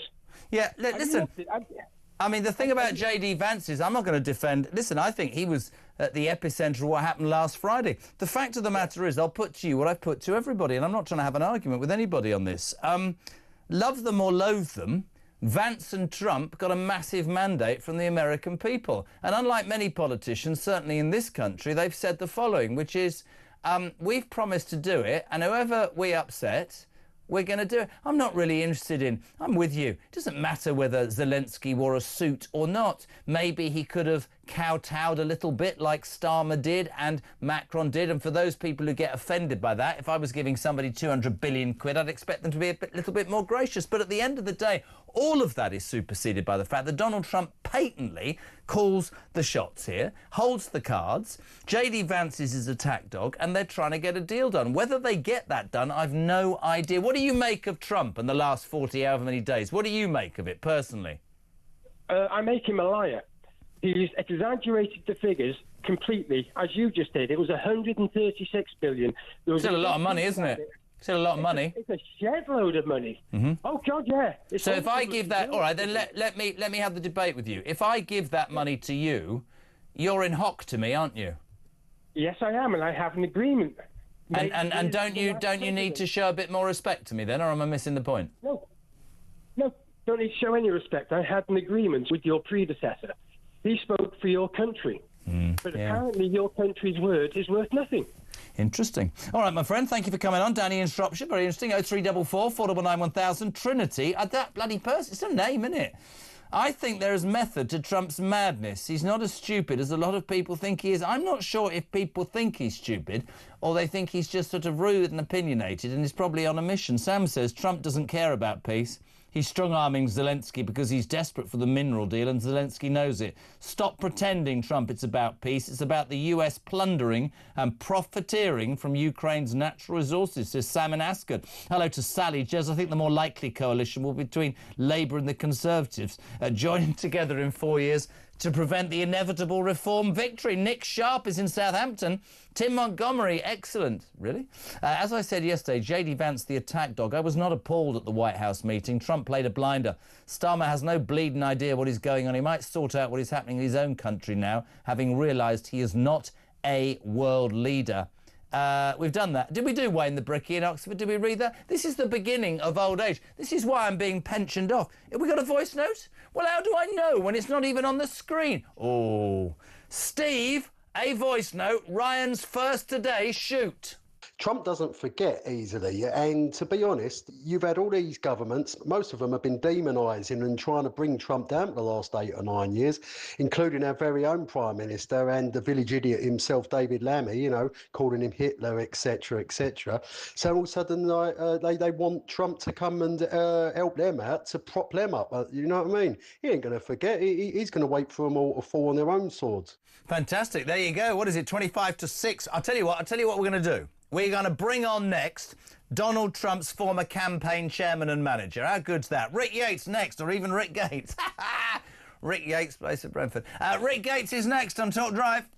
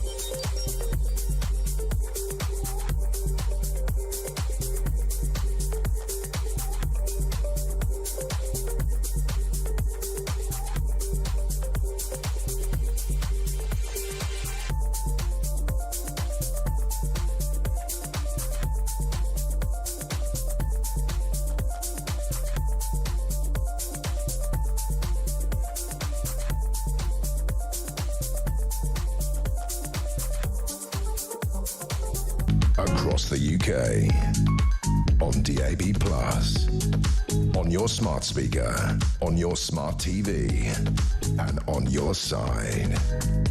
This is Talk. I hope you know by now it's the only way to wake up. 6 till 10 every single day, Monday to Friday. Work days, I should say, weekdays. You know, the days that Meghan Markle does a fruit plate. Anyway, Mike Graham is here with Morning Glory. 23 minutes to 6 o'clock. We're live across the UK. JK till 7. Listen, if you want to be part of this vain attempt at a radio programme, 0344 499 1000. Text to 87222. Delighted to be joined now by Rick Gates, Trump's former campaign chairman. Rick, welcome to Talk Drive. Good to see you, Jeremy. So many questions. That's great. Whoever put that up, we've just got a chair. I haven't even got a picture of the man who's a guest. Can we get Rick on? Oh, there you are, Rick. Fantastic. How you doing? Oh God, are you in prison or something, man? Where are you?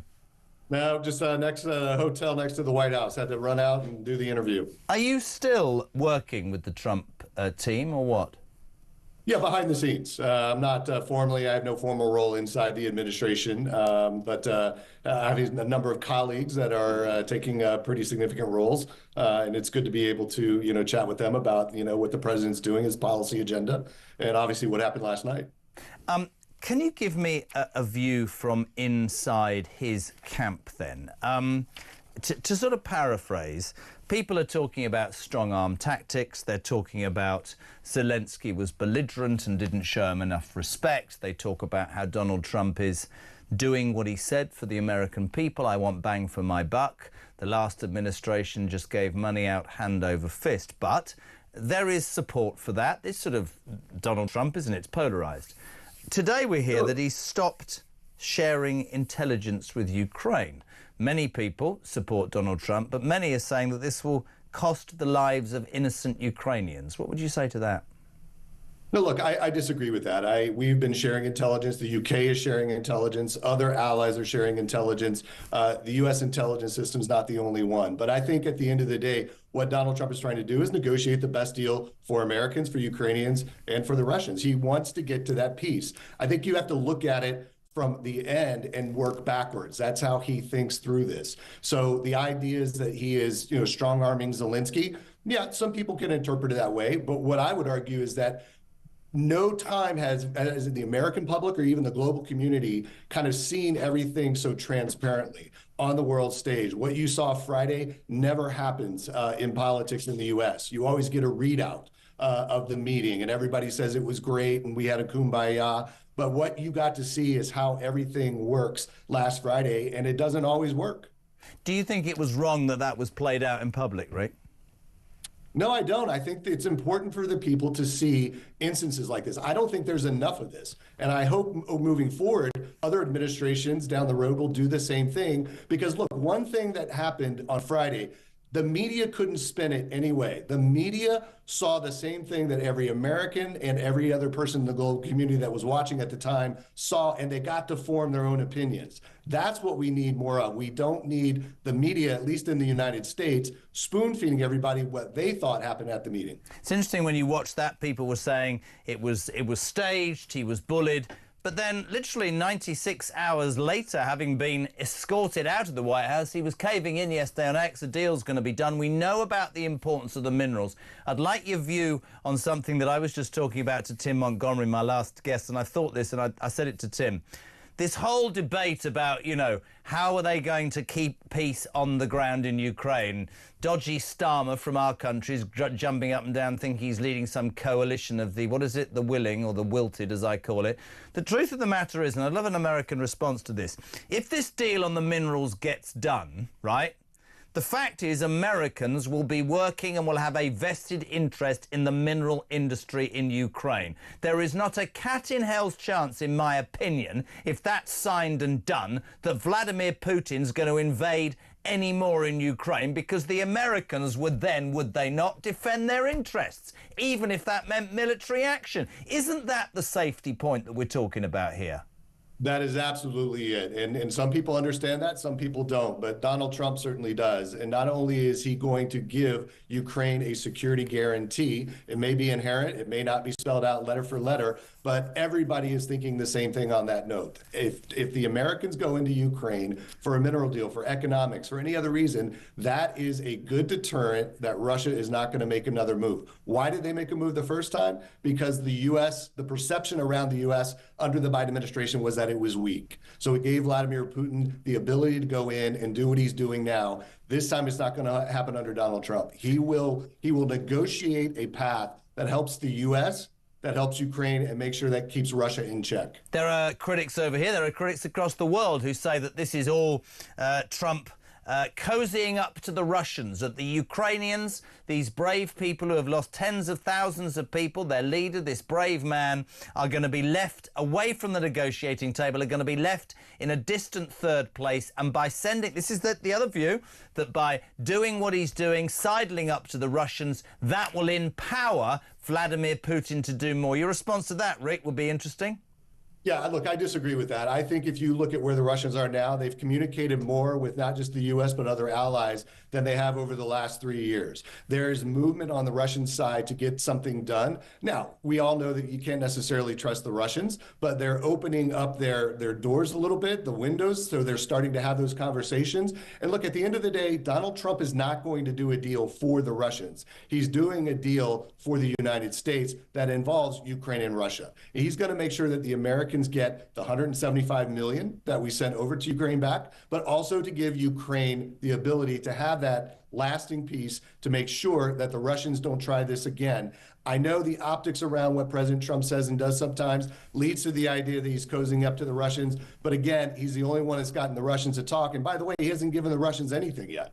The other thing that's interesting is today China has said, and I think this is really pivotal to any conversation about it, it's ready for war with America as it raises defence spending and imposes retaliatory tariffs on US imports. Now, I would suspect that one of the reasons that Donald Trump wants to create this peace in Europe, one of the reasons he quite rightly is saying to the European countries, including mine, you can bloody well pay for your own defence a bit more. I'm not going to wipe your backsides forever while you spend money on crazy things, is because he is concerned by the threat from China. So that admission from China today rather backs up, does it not, what Donald Trump has been saying? Yes or no? Absolutely. And most people in our society believe that China is the greater threat. And honestly, I think given the weakness of the Russian army that we saw over the course of the last 3 years, that's a very valid point now. And so there are more people wondering what China is going to do next. How do we keep China in check? One of the ways to do that is by making sure that Russia remains a piece off of the table so that they can't influence China or be party to China that could then further influence other countries against the United States and its allies. Rick, final question for you, and it was something that was sent in by several people. All of this is well and good. I can see both sides. That's my job. If you make peace with a man who thought it was okay to invade a sovereign country, whether that was because Biden was weak, whatever the optics, right? What does it look and sound like if you then go to the negotiating table with that guy and he ends up maintaining and keeping some of the land that, frankly, he got illegally? That's a really important point for many people in the United Kingdom to understand. Look, I understand that, but at the end of the day, what are we trying to accomplish? What's the alternative? Do we want Russia at war with Ukraine for the next 20 years? Do we want them to take even more land? At some point, there has to be a period where we say enough is enough. Donald Trump is pushing that. We didn't have that the last 3 years under the Joe Biden administration. So what Donald Trump is going to do, are there going to be concessions made? Ultimately, Ukraine will have to agree to that. Whether they do or not remains to be seen. But I think let the process work. Look, Donald Trump has made more progress than anybody in the entire global community in the last 40 days than they did in the last 3 years. Let's see what happens. Let's not, be early to judge. Let's let it play out and see where we are at the end. Rick Gates, really good to have you on, my friend. Trump's former campaign chairman, live from Washington, D.C., 14 minutes to 6 o'clock.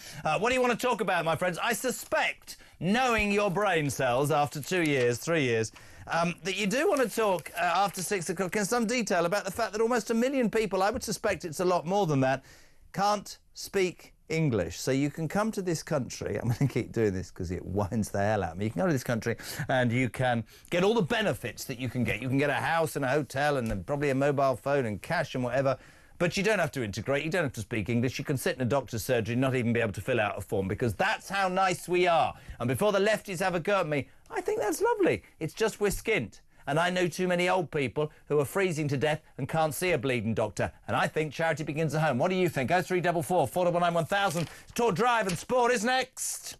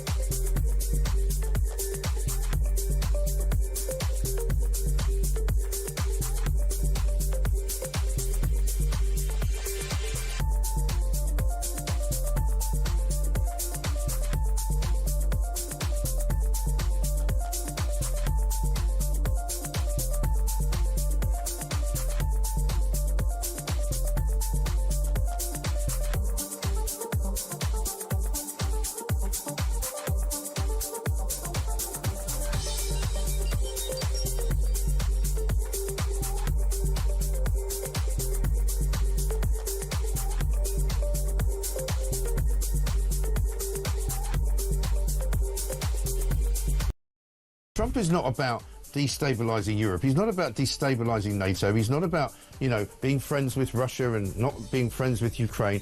This whole project that Trump is involved in is about saving money, right? It's all about going through public spending, looking at what's been happening in some of these departments of state and slashing and burning because people are sick to death of the ridiculous expense. He sees Ukraine as a ridiculous expense. It's all about the money for him. It is not about, you know, annexing parts of Europe or rebuilding the New World Order or anything like that.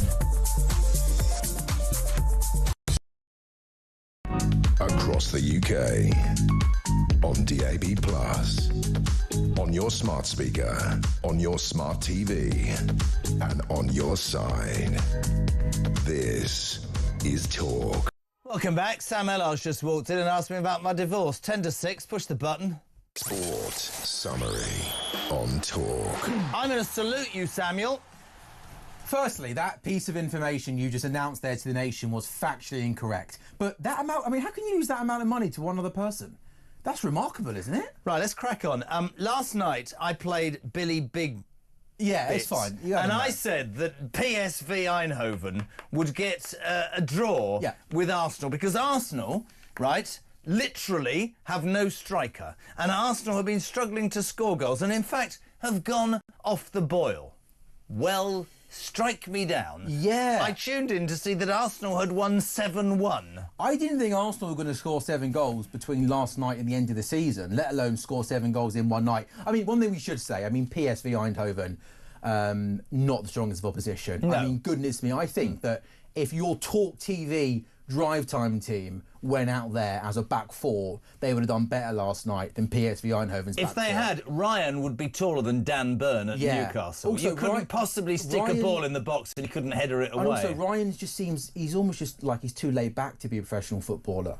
Maybe he's almost comatose. Well, maybe that's a good thing, isn't it? He's a bit of a Maybe tosser, though, after last night. Excuse me? He had a toss last night. What does that even mean? Pancakes, tossing. Not funny. What do you mean really, it's not funny? You're Did nearly you have 60 did you... and you're making jokes about tossing. It's pathetic. Right, did you have a pancake yesterday? Did you toss it? Yesterday? Maybe. So you're a tosser as well? What do you have on your pancakes? I didn't have any. By the time I got home, it was 10 o'clock. My kids had pancakes with their mother. I didn't have any dinner. I never eat at night. Why does it take you 3 hours to get home? Because I go on a train. 3 hours to get home? Look, why are we having this discussion? I didn't have a pancake. You mentioned pancakes. I don't eat dinner. OK, that's not very So healthy, I don't is eat it? dinner. Arsenal winning 7-1 at PSV last night. Completely done me there. Does not interested in my opinions about anything. No, I am. How's your mum? Yeah, she's good, thank you. Let's talk you about... haven't mentioned her in a month, have you? Can we do last night? So also, Arsenal winning 7-1 at PSV. Great victory for them. Yes. Also, let's give some love to Aston Villa as well. I think when I was on the show last night, Club Brugge had just equalised. Club Brugge. Or Club Brugge. I think it is. It's Club Brugge, isn't it? Yeah. Anyway, they were equalised. And then Aston Villa in the second half scored 2 late goals. Not at their best, Aston Villa, but that just it felt like an Unai Emery type of European performance. And talk about the most poignant, relevant fact about the Aston Villa victory against Club Brugge yesterday. Go on, then. What, you don't know this? I thought you wanted to aspire to be the next Alan Brazil at TalkSport. I really want to be the next. Everyone wants to be the next. 113 days ago. Oh yeah. In the knockout stage, in the league stages against Club Brugge. Yeah. Tyrone Mings was sent off. Yeah. It was a real low point when he handled the ball in the area. Yeah, I know. What did he do last night? Oh yeah, that was insane. The greatest goal line clearance, stretching with his big toe that I think I've ever seen. Redemption, you see, that's why I'm a broadcaster. No, that's why you're sat in that chair. That's why I'm sat in this chair. That was arguably potentially one of the greatest. Man. I mean, how big is his big toe, by the way?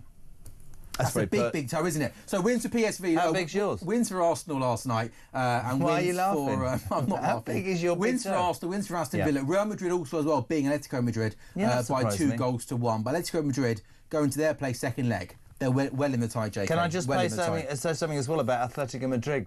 Another Chelsea disaster. How good does Conor Gallagher look at Atletico Madrid? Like literally, if they're like, it's astonishing.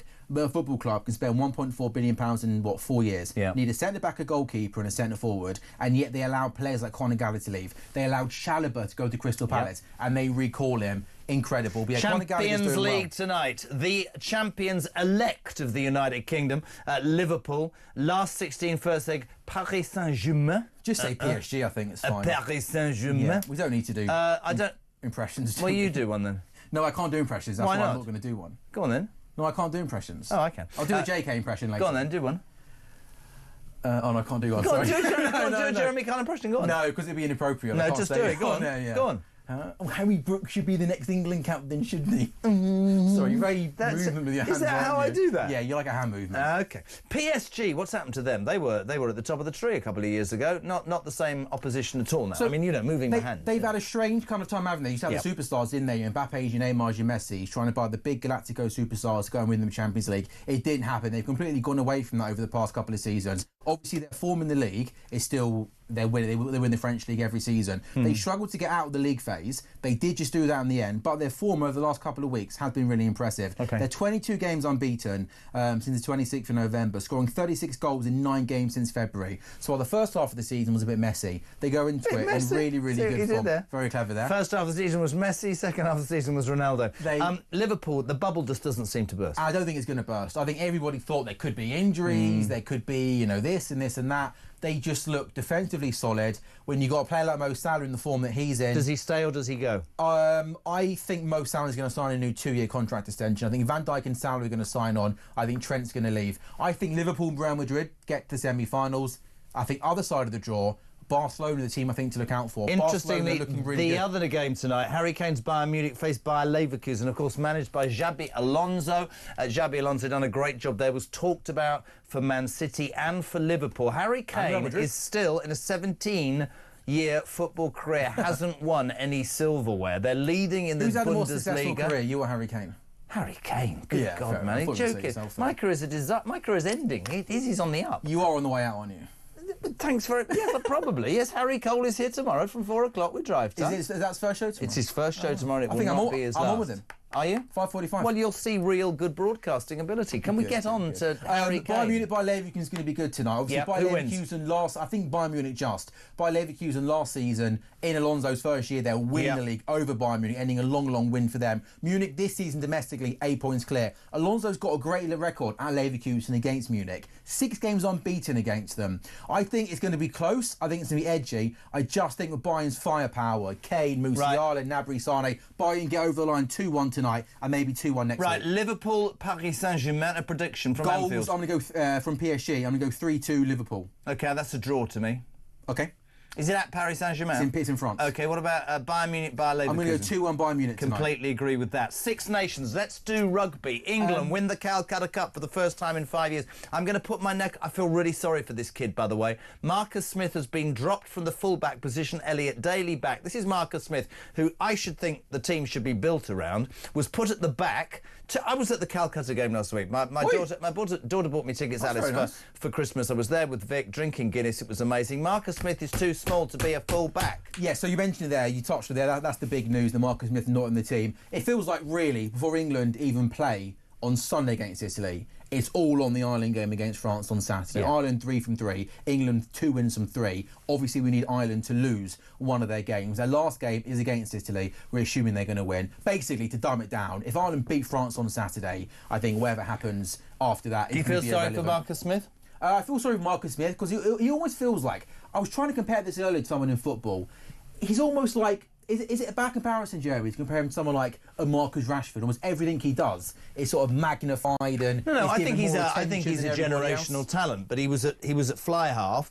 This other kid, Finn Smith, has sort of risen up, so they put Marcus Smith at full back. I've got the answer to it, and so's Clive Woodward. I would have them at 10 and 12. I don't understand. I would have them next to each other. I think they're both great playmakers. I will bow down to your Robbie knowledge on that, Jake. I really will. But I drank Guinness and I enjoyed myself at the Calcutta Cup. I was sat between Alice, who's at university in Edinburgh, so she's got a Scottish flag, right? And Vic, who's a mad English fan. Can I tell you something that I'm going to say about rugby? How different class are they to football fans? Yeah, we know this. No, you've no idea, mate. No, we know. Different class. You can't compare the two, can you? No, but different class. Yeah. 80,000 people just mingling at the end. Scots and English together. How long have we got? 1 minute 60. OK, in the cricket, just to let you know, New Zealand beat South Africa by 50 runs. The Champions Trophy final on Sunday will be New Zealand versus India. Harry Cole should be the next England captain. Can we do half times in the World Cup final? Yeah. 2026. There's talks in the half time in the World Cup final of a sort of Super Bowl-esque performance at half time. Who by? We don't know who by. But yes or no, can you imagine the scene next summer, 2026, World Cup in America, MetLife Stadium? Can you imagine in footballing terms some sort of halftime performance at the World Cup final? Donald Trump will come on. I'm promising you, Donald Trump will be lowered by a gantry. No, I think it's a great idea. And what I want to say to you as well is, OK, you've served your apprenticeship. You're brilliant now. I want you to be lovely to Harry Cole tomorrow because he's a good mate of mine and it's brilliant. It's his first day. I don't know how old he is. Like, is he young or the old? Probably not a sports fan. He's 36. Well, I don't know. Oh, OK, that's cool. I don't know. Let me look at him on Instagram. Well, all right, but can you just try and be nice? As opposed to what? Stroppy. As opposed to being mean? Gobby. I'll be honest, I'll be on Zoom tomorrow anyway, so he won't be able to... OK. So thank you very much indeed. Sam Ellard, are you back next week? How old is he? I don't know. I just looked at his Instagram. 40 is he's 40, but he's 40? A very nice man. He's a good friend of mine. He's got Nigel Farage on this show tomorrow. Drive Time with Harry Cole. Sam Ellard, thank you very much indeed. You are brilliant. We love you. We'll see you Monday for more on Drive Time. We head towards the news at 6. If you do, I want to talk about the fact that more than 1 million people in England can't speak English, and yet we still look after them. It's a flipping national disgrace. Why are you looking at me like that? Oh, right. 0344 499 1000, text to 87222. The news at 6 is next, my friends.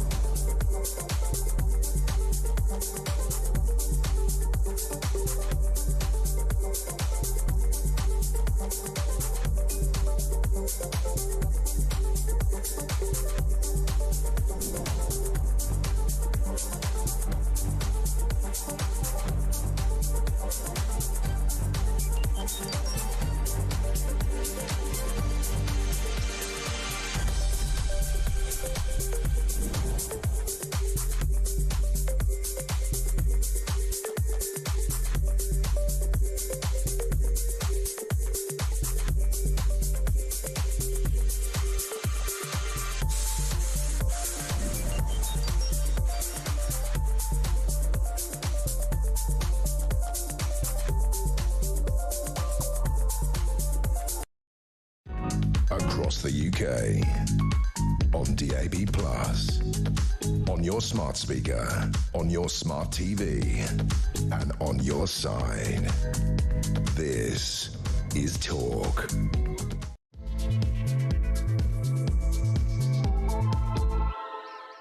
Welcome back, hour 3 of Drive for Wednesday. We're live across the UK. This is Talk, home of free speech and common sense. I am here until 7 o'clock when Kev O'Sullivan starts. Which one was he? Right, this is because yesterday we put a call on from a woman in Cheshire, and halfway through the call I said, Kev's on at 7, and she said... Oh, which one was he? Just try and be more respectful. Kev O'Sullivan is... Oh, which one was he? Stop it. Is here from 7 p.m. That's Kev O'Sullivan. Right. Oh, which one was he? Honestly, Amy, stop it. Right. 0344 499 1000. Hello to Rob Newman. I think he speaks for many of us. We're going to talk to Brendan O'Neill, the amazing Brendan O'Neill from Spiked, the chief political writer in Just a Tick. Rob Newman says, I've been lucky enough to live and work abroad a couple of times, and each time I've tried to learn the language and get involved with the area, and the locals respected me for trying. It shows disrespect, in my mind, to come to this country and not learn English. This is on the back of a report that almost 1 million people cannot speak English in this country and frankly haven't made an effort to learn it, causing many concerns over migrants' integration. We'll talk to Brendan about that. Hello to Gaz Connor in Pontefract, great racecourse in Pontefract. Putin won't invade Ukraine again if America has a sizable minerals industry there, unless China is behind him. Oh my God, the world's gone nuts. Let's head to Hull. Phil, you're on Talk Drive. A very good evening. How are you? I'm fine, thanks, Jeremy. We both love the show. Oh, you what?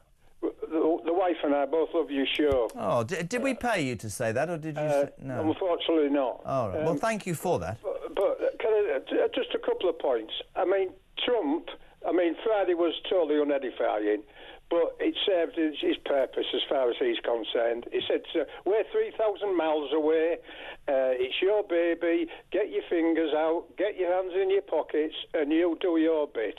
His worry is China, because they're going to take Taiwan, and Taiwan produce 60%, over 60% of the world's semiconductors. He's just signed a deal with a Taiwanese company that's going to spend $100 billion in America building 5 factories to produce semiconductors, because he realises that if China get hold of that, the world is going to pot. Do you understand his approach, or, like many, do you find it unpalatable, the way he goes about? Well, it's a curate's egg, isn't it, I think. A lot of things, the way he came in and said, look, from now on there's only men and women. And various other things you can agree with. I just thought Friday was unedifying, unnecessary, the last bit. Who did he pick to ask a question? That nutcase Taylor Green's boyfriend. Going on about a suit when you're talking about a world war. Yeah. And it just seemed totally inappropriate. And the other thing was, it's not English isn't his first language. So I think he just looked totally bemused some of the time by what, we've got all the cards. But then, of course, I actually agree. I agree with everything you've said, and I would only add this at the end. Of course, 96 hours later, when Zelensky publishes on X, it's regrettable and we need to get a deal done, everybody on the Trump side says, he strong-armed him, but he got what he won. I do go, though, with the belief that you have every right as the president of a country that's given billions and billions of dollars, you're entitled to some comeback. But Trump's like that. It's all about, fluffing his feathers. The most important thing is, I think, and it has to be the right piece, that they achieve that. Good to have you on, Phil, and say hi to the wife, Phil in Hull. Thank you very much indeed. 0344 499 1000. I gave him a big build-up because he's my favourite guest of the week. Wednesdays at 6 means only one thing. Chief political writer of Spike, Brendan O'Neill. Brendan, good evening, sir. How are you? Hey, Jeremy. I'm good. How are you? All right, but I'm sick and tired of talking about Trump, so I want to talk about something else. Let's talk about immigration. Let's talk about the fact that today, and I don't believe this figure, Brendan, almost 1 million people in England speak little or no English, causing concerns over migrants' integration. I'll nail my colours. I know we've always been a country that's laid itself on the line. That was all right to me when we weren't skint and potless and our public services were in the toilet. Unfortunately, I've come to the point that if we can't afford to treat our pensioners, our veterans, our farmers, our NHS, whatever. If we can't do that, then we shouldn't be making it easy for people who do not integrate and do not give anything back to come to our country. And multiculturalism is a huge debate in this country, but for me, you have to give me something. And if you're going to integrate, you have to respect. That means learn the language and work. And I understand people's huge frustration about this, don't you? Absolutely. I think these figures are really, really shocking. If you move to a country, you should make every human effort to learn the language. You know, the only exceptions I can see is that if a very old person were to move to a country and they're in their 80s and they're moving with their family, maybe they don't want to make the effort. But everyone else who moves to a country and wants to be part of that country and wants to work there, they should learn the language. That is a basic fundamental requirement. It really demonstrates the crisis of integration, just how serious it has become. And everyone suffers if there are this many people who can't speak English well. The country suffers because it means there are people in this country who don't understand us and we can't communicate with them. And the immigrants themselves suffer because they can't engage with the people around them. It is such a horrible, isolating statistic that this many people cannot speak the national language. And to me, there's a bigger issue as well, isn't it? I mean, I hear repeatedly, you know, you don't understand, Jez. You don't come from a war-torn country. You've got to appreciate the fact that we have it so much better. But I think you'd have a real difficult point right now saying to British people, do you know what? Actually, your lives are great when there are people actually taking the mickey out of our system. They're not escaping war-torn countries because they haven't got their kids or their wives with them. They've been in France or somewhere else, and they know we're a soft touch. And for me, and I've said it until I'm blue in the bleeding face, for me, the biggest deterrent to immigration, mass immigration, is to make us less soft and less willing to bend over backwards, frankly, to do whatever for people who've done nothing in return to us. I don't see how that's... people say that's a terrible thing to say about these poor people. Learn some English, get a job and pay some tax. What's wrong with that? Absolutely. I mean, those are the basic requirements of being a person who lives in the United Kingdom. Everyone should be able to agree with that. The idea that it's racist to say something like that is complete poppycock. But of course, people say that. You know, when migrants can't speak English properly, it impacts on all of us because it costs us money, because it means that we need to spend a lot of public money on translation services, whether they're engaging with the social services or GPs or hospitals or whatever else it might be. We have to pay to translate all documents. We have to pay to get translators in with doctors so they can tell the doctor what this person is saying. It has a financial impact on the whole nation. But more importantly, I think this really demonstrates, you know, the idea of celebrating diversity. That's one of the buzz phrases of our time. And it sounds really nice and everyone is supposed to applaud when they hear it. But celebrating diversity often means celebrating fragmentation and division and the isolation of people from other people and this creation of ethnic and cultural bubbles that people are encouraged to live in. That, to me, is not something we should be celebrating. In fact, it's something we need to tackle. And I don't think I've ever said this. I was talking to my father-in-law the other day, and you're right. He's a bit more blunt than me. He says that, you know, if you come to this country, you need to integrate. I think it has to be a two-way street, but I think it isn't a two-way street. And I always find myself wanting to say, if you've come to this country from allegedly this war-torn, horrendous place that you've come from, why can't you, once you get here, embrace what's British and what made you want to come here in the first place? Why do you then spend all your time criticising and trying to implement a lifestyle and, in fact, a being that apparently you left because it was so appalling? Does that make sense? You know, it's crazy, isn't it? Because one of the problems that we have at the moment, and this feeds into all of this, is that we have an establishment, we live under a cultural elite and a political elite who hate this country. They're ashamed of this country. They're ashamed of our history. They think our history was just one crime against humanity after another. They're ashamed of our traditions. They're ashamed of our flag. They make fun of people who wave the flag. They don't like this country. They prefer Europe. They prefer going to France. They prefer going to Italy. You know, George Orwell made this point decades ago, that the English middle classes love Europe more than they love their own country. And that has a trickle-down effect because it sends the message to newcomers and everyone else that this is a bit of a nasty country. Why would you want to integrate into a country as racist and shameful and Islamophobic as ours?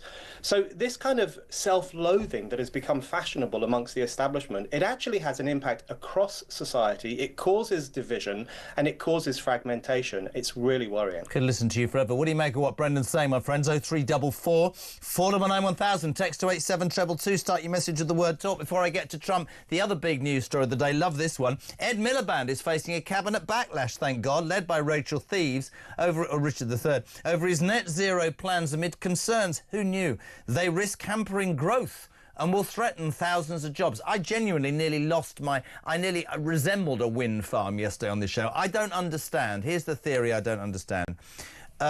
We account for somewhere between 0.1 and 0.2 of the carbon emissions in the world, and yet apparently, according to Ed Miliband, who I think is dangerous, apparently we have to lead the world. We guarantee we're spending billions and billions of pounds. Our energy bills are not going to decrease, they're going to increase. We're going to screw farmers by grabbing their lands, and when we've worked out, the dorks like Miliband, that actually there isn't enough electricity, we're going to import it from somewhere else at 3 times the cost. And yet there's this man, this orange man, baby, as I like to say, there's Donald Trump, who during his inauguration speech said something that most Britons would go made perfect sense.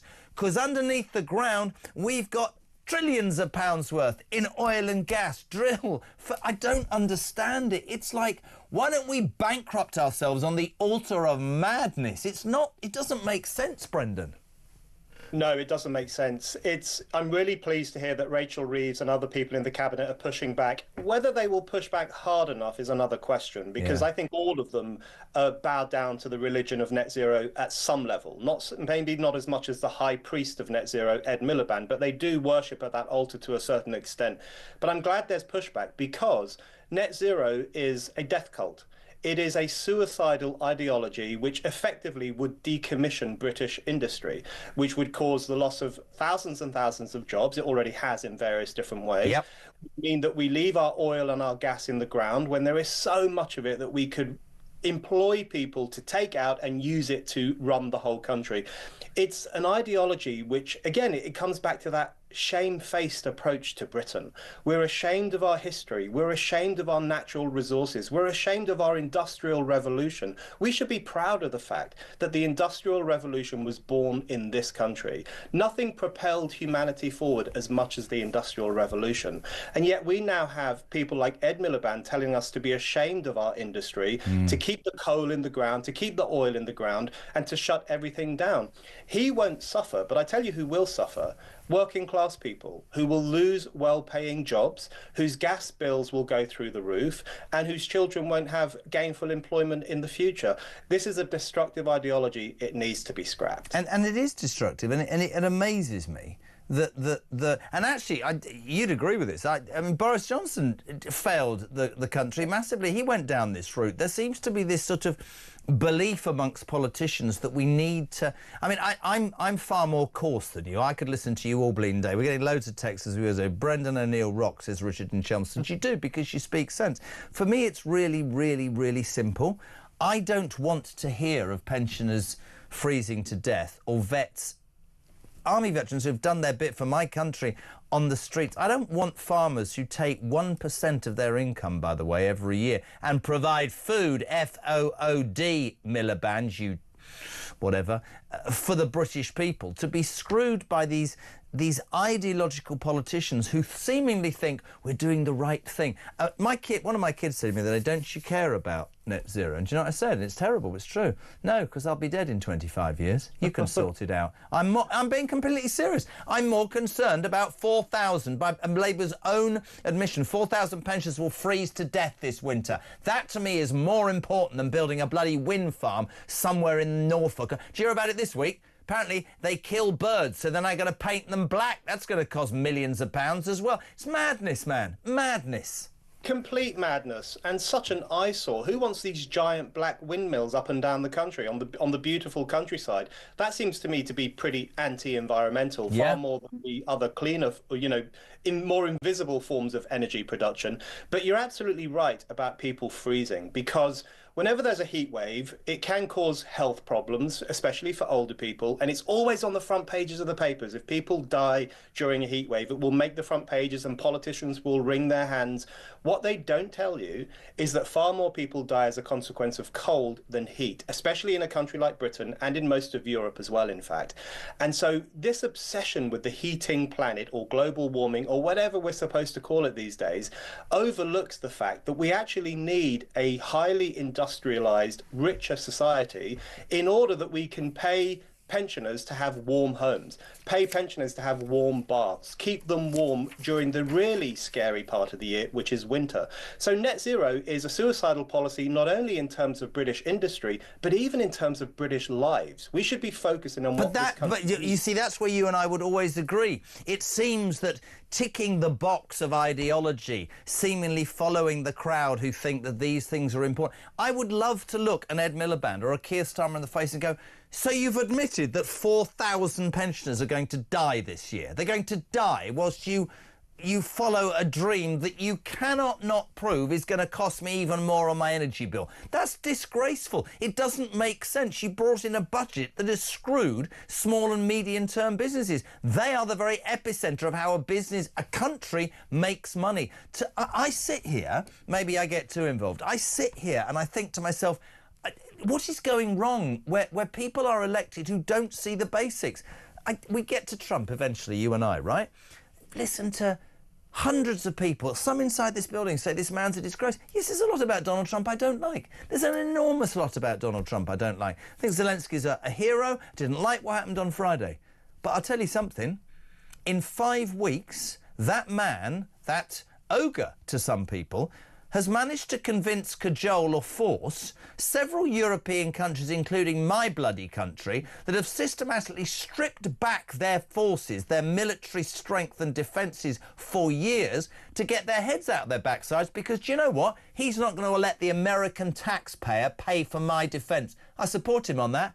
And it started with the Tories. It's a disgrace. So you look at politicians going on about net zero and I think, no, I might not like everything about Donald Trump, but by God, will I like somebody with a pair that big enough to stand up and do what's right for me as an elector. That's how I see it.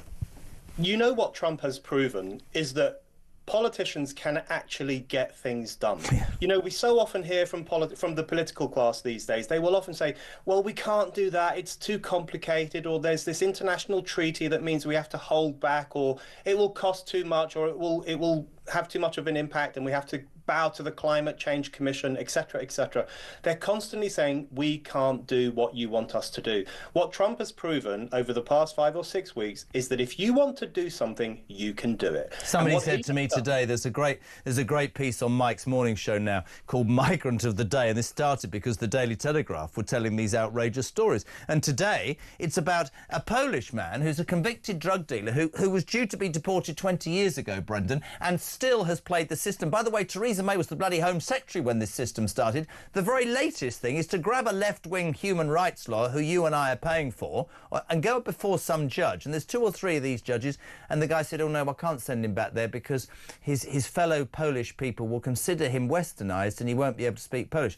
So this person says to me on the phone, and it's 2 or 3 judges who are... And I went, Donald Trump would fire those judges on day 1. That's what we need in this country. That's what we need in this country. Well, the American people, and by the American people, I mean tens of millions of them, 77 million, I think, they said to Donald Trump, we want you to deport criminals who have no right to be in America. We want you to reinstate American industry. We want you to drill, baby, drill. We want you to get men out of women's sports because that's unfair and discriminatory to women and girls. We want you to clear out the swamp and the vast bureaucracy in Washington, D.C., and we want you to fix this country. In 5 weeks, Trump has got a brilliant head start on all of that. It is really extraordinary. Now, we can agree with some of it and disagree with the rest of it. That's kind of not the point here. The point here is that Trump has proven to the entire Western world that if you want to shake off the cobwebs of bureaucracy and get things done, you can do it. There are no excuses anymore. And so I think we should hold up the vision of Trump to our own politicians and say, listen, if you want to do things, you can do them, and we're telling you to do them. Really great to have you on, mate. Really, really good to see you as well. Brendan O'Neill, thank you so much indeed. Chief Political Writer for Spiked. 6:22, we're live across the UK. Loads more still to come. In fact, more on Meghan. Oh, you can't call her Meghan Markle. Meghan Sussex. Your calls as well, 0344 499 1000. Next, though, other important story that came out today was that, just makes me sick, 2 Rotherham rapists who groomed and attacked vulnerable teenage girls who they called fresh meat have today been jailed for 40 years. I'm not even going to pretend that I'm going to attempt to name these 2 pieces of whatever. Jailed at Sheffield Crown Court 20 and 18 years. That's not what I'd be doing them. Next, the Conservative MP for Keighley and Ilkley area of Bradford, Robbie Moore, who has campaigned for an inquiry, bless him, into the grooming gang since 2019. He's the Shadow Farming Minister. He's next on Talk Drive.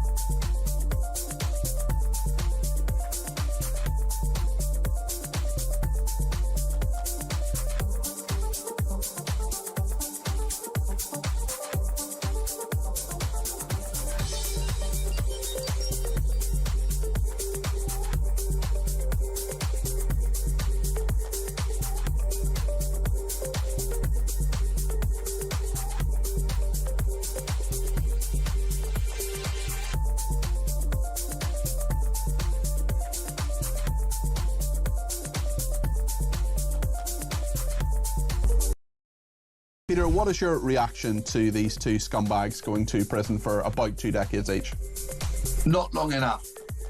Their offending is of the most serious type, where young women children are abused and therefore carry a burden for the rest of their lives, which very often simply does not go away and can prevent people from moving on. What so many people would also like to see is those held accountable. The police officers that looked the other way, the council officials that didn't do their jobs.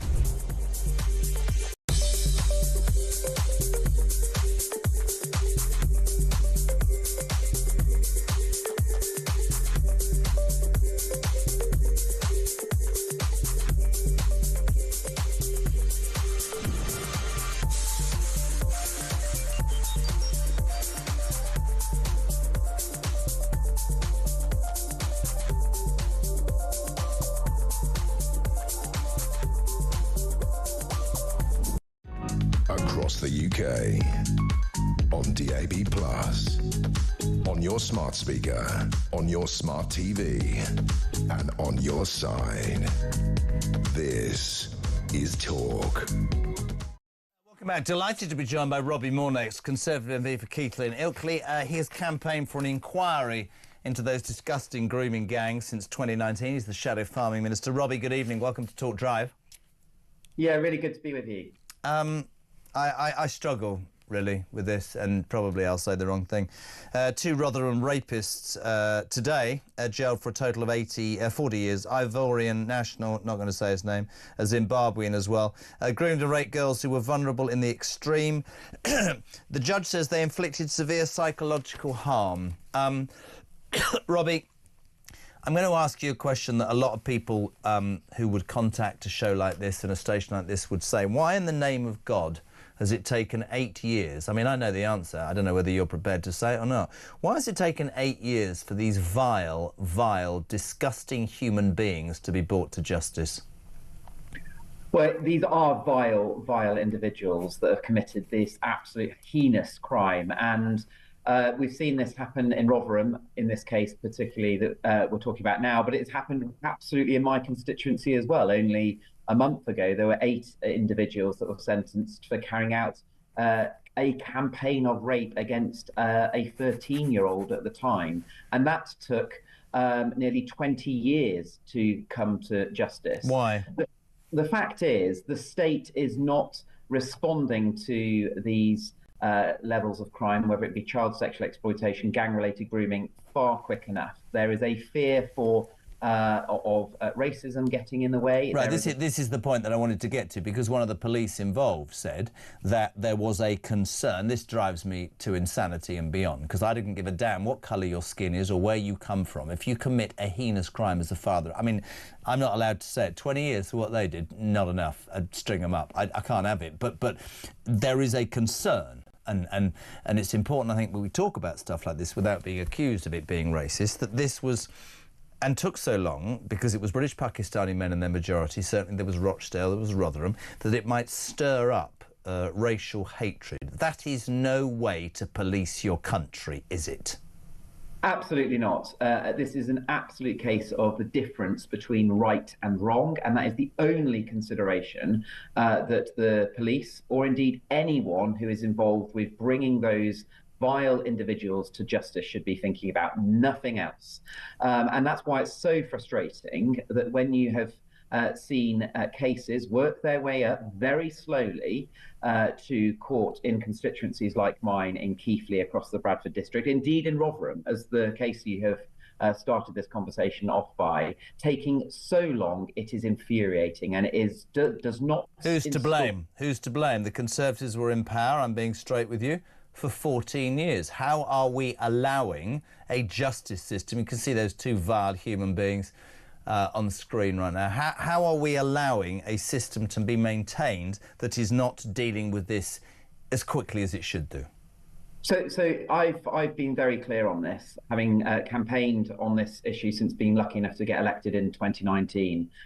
This is a failure of the British state at all levels, be it national or indeed a local authority level. It cannot be right that we are waiting so long for justice to take place, which is why I certainly want to see a national inquiry into gang rape and gang-related grooming that leads to convictions. And when those convictions take place, proper sentences need to be awarded, not weak ones, unfortunately, like we have seen in the cases, not only in Rotherham. They should have been life sentences, and those that are not British nationals, in my view, should be deported. Good for But you. if they are British nationals, they should be serving decent life sentences, not weak sentences like we have seen, unfortunately, in the cases across the Keighley constituency. I'm so glad. Fair play to you, my friend. Absolutely. Today, I mean, you know, we have to be, there are rules, aren't there? 20 years and 18 and a half years for raping teenage girls, young teenage girls, calling them fresh meat, passing them around.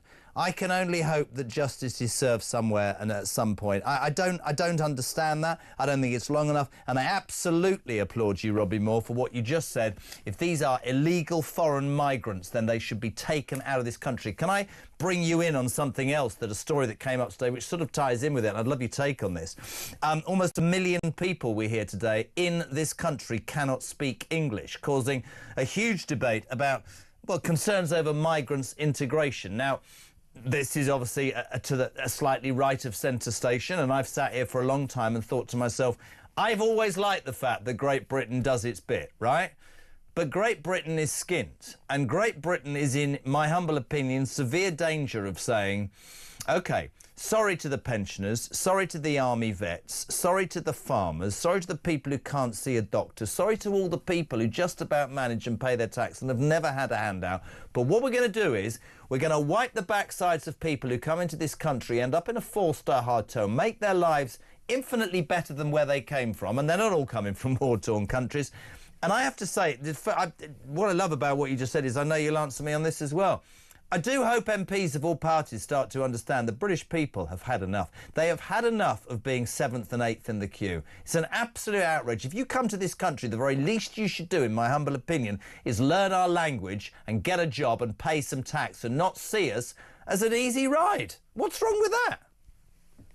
Well, absolutely. Everyone should learn English. That should be unquestionable. And the stats that you've referred to are deeply, deeply frustrating. It should not be the case that no one is willing to learn English. And my fear at the moment is that there is not a willingness by a good proportion of society. And dare I say, I see this in my own constituency as well, where I am dealing with very complex constituency casework, for example, trying to help my constituents, a proportion of which do not speak English. And that is deeply, deeply worrying. Everybody, no matter where you are in the United Kingdom, should be willing to learn English. And why?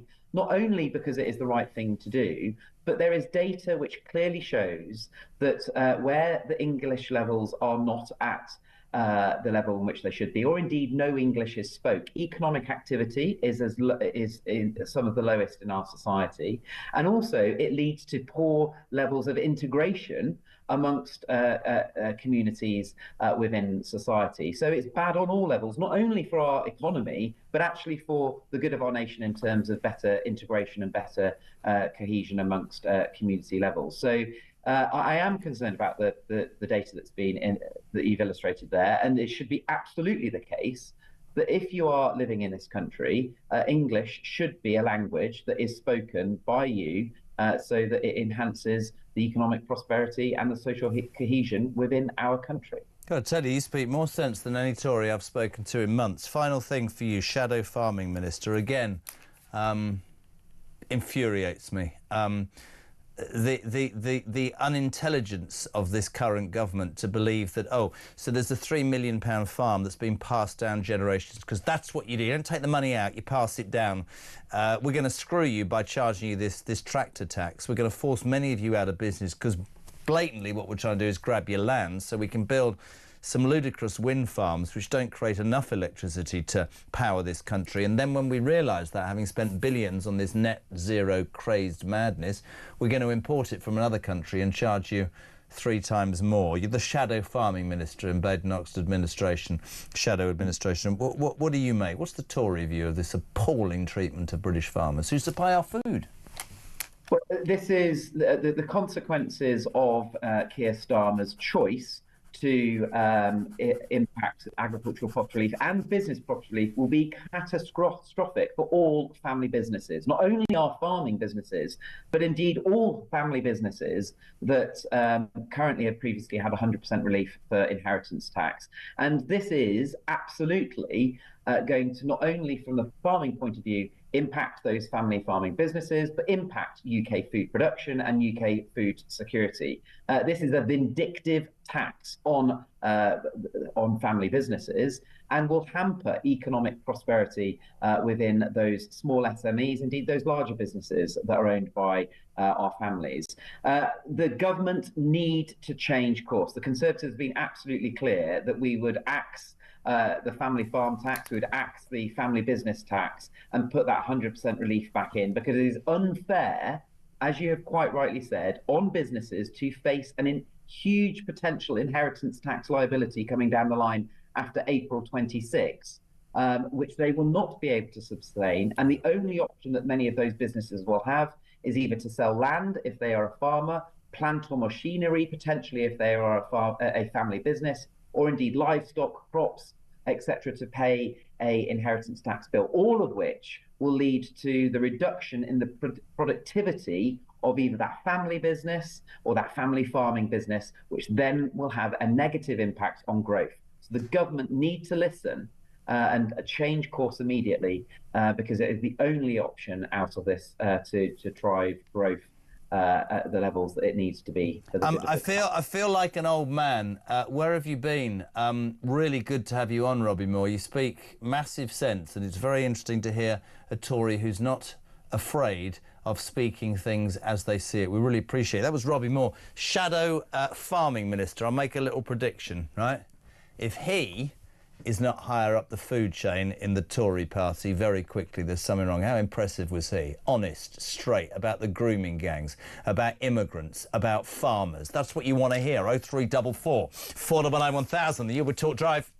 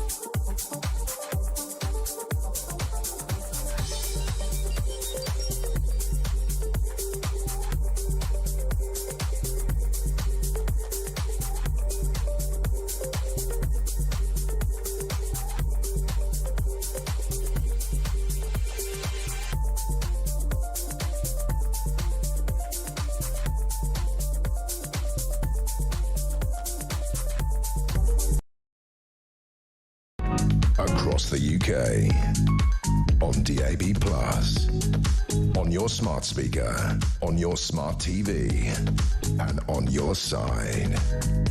This 7, Kevin O'Sullivan, 20 minutes before that, you've got your chance to get your call in 0344 499 1000. Over to David in the Cotswolds. Jez are the immigrants that come and don't speak English.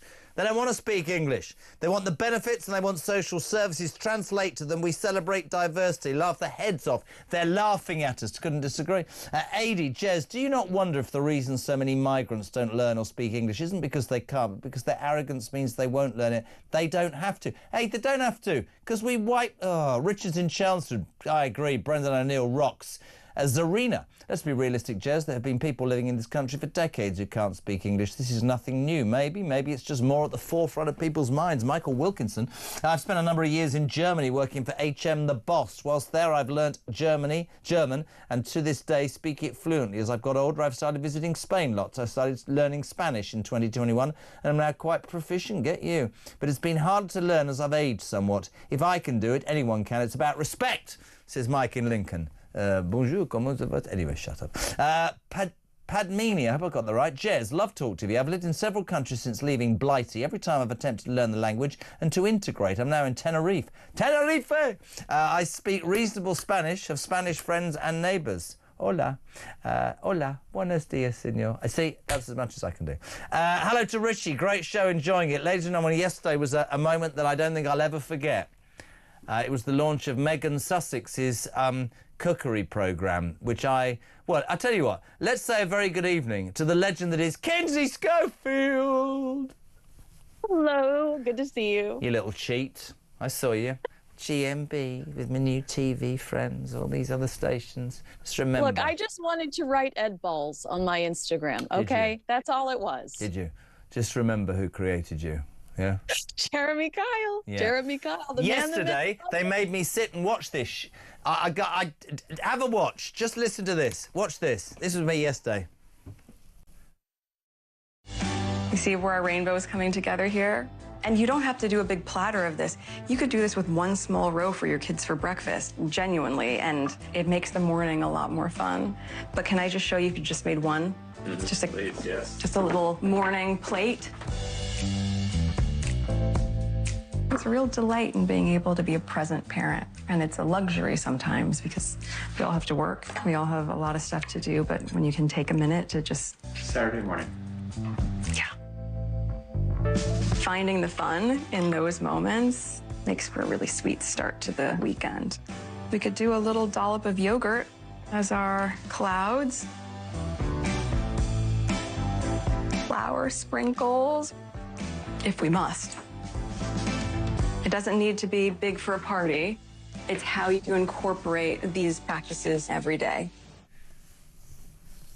Kins, I nearly entered rehab yesterday. That is the biggest pile of crap I've ever seen on television in my life. Somebody texted me and went, "You don't use yogurt, you use cottage cheese, you twat." Honestly, I swear to God, I'm sorry, I literally, just on a purely human level, as a man with 6 children who had to look after his children this weekend when his wife finally went away on her first girls' weekend, I nearly went to A&E on Monday morning. What mother or father in the name of sweet Jesus has enough time to create a fruit plate at 6 o'clock on a Monday morning when there's toast throwing around the room? And her kitchen was just sterile and awful, and I hate her. I'm so sorry, I really do. Well, that's what I was thinking when she's like, it's so much fun. I'm like, you know what's fun? Sleeping in for 5 minutes, hitting the snooze button, not waking up at 4:30. And Megan didn't cut all that fruit. You know, that took a team of people to cut all of that fruit up. Megan's not sitting there cutting up all of that fruit every day. It's just it's very delusional. It's very unrealistic. And I think I've actually, since I've taken a nap, because my Megan coverage started at 10:30 p.m. Monday night and I rolled into the day, since I've taken a nap, I actually have changed my mind a little bit. I'm less angrily annoyed by this. And I actually am starting to feel sorry for her. Oh, come on. Oh, come on. No. Oh, I'm just, come how on. can you be so, how can you miss the mark so many times? No. Well, miss the mark. Listen, I actually would not want to be, you might say to me, oh, are you being unfair? No. I'll tell you why I don't feel sorry for her. Because she's an absolute player who manipulates the whole situation. That's the truth. I've said repeatedly, I sort of admired her and him when they said we want out of the bubble. I get that, right? She is an absolute user of the media. She uses every conceivable way to try and play the victim and score points. And what is so, to me, appalling is this, and I don't know what's wrong with her bloody husband either, it's so tone deaf to what the real world is. Everything about it. Like Ukraine, Russia. Megan's telling us we need to buy a balloon pumper, a balloon inflator. Megan's making bath salts. Russia and Ukraine are on fire. Can you imagine how boring she must be in bed for Prince Harry if she gets excited about yogurt clouds? What a joke she is, isn't she?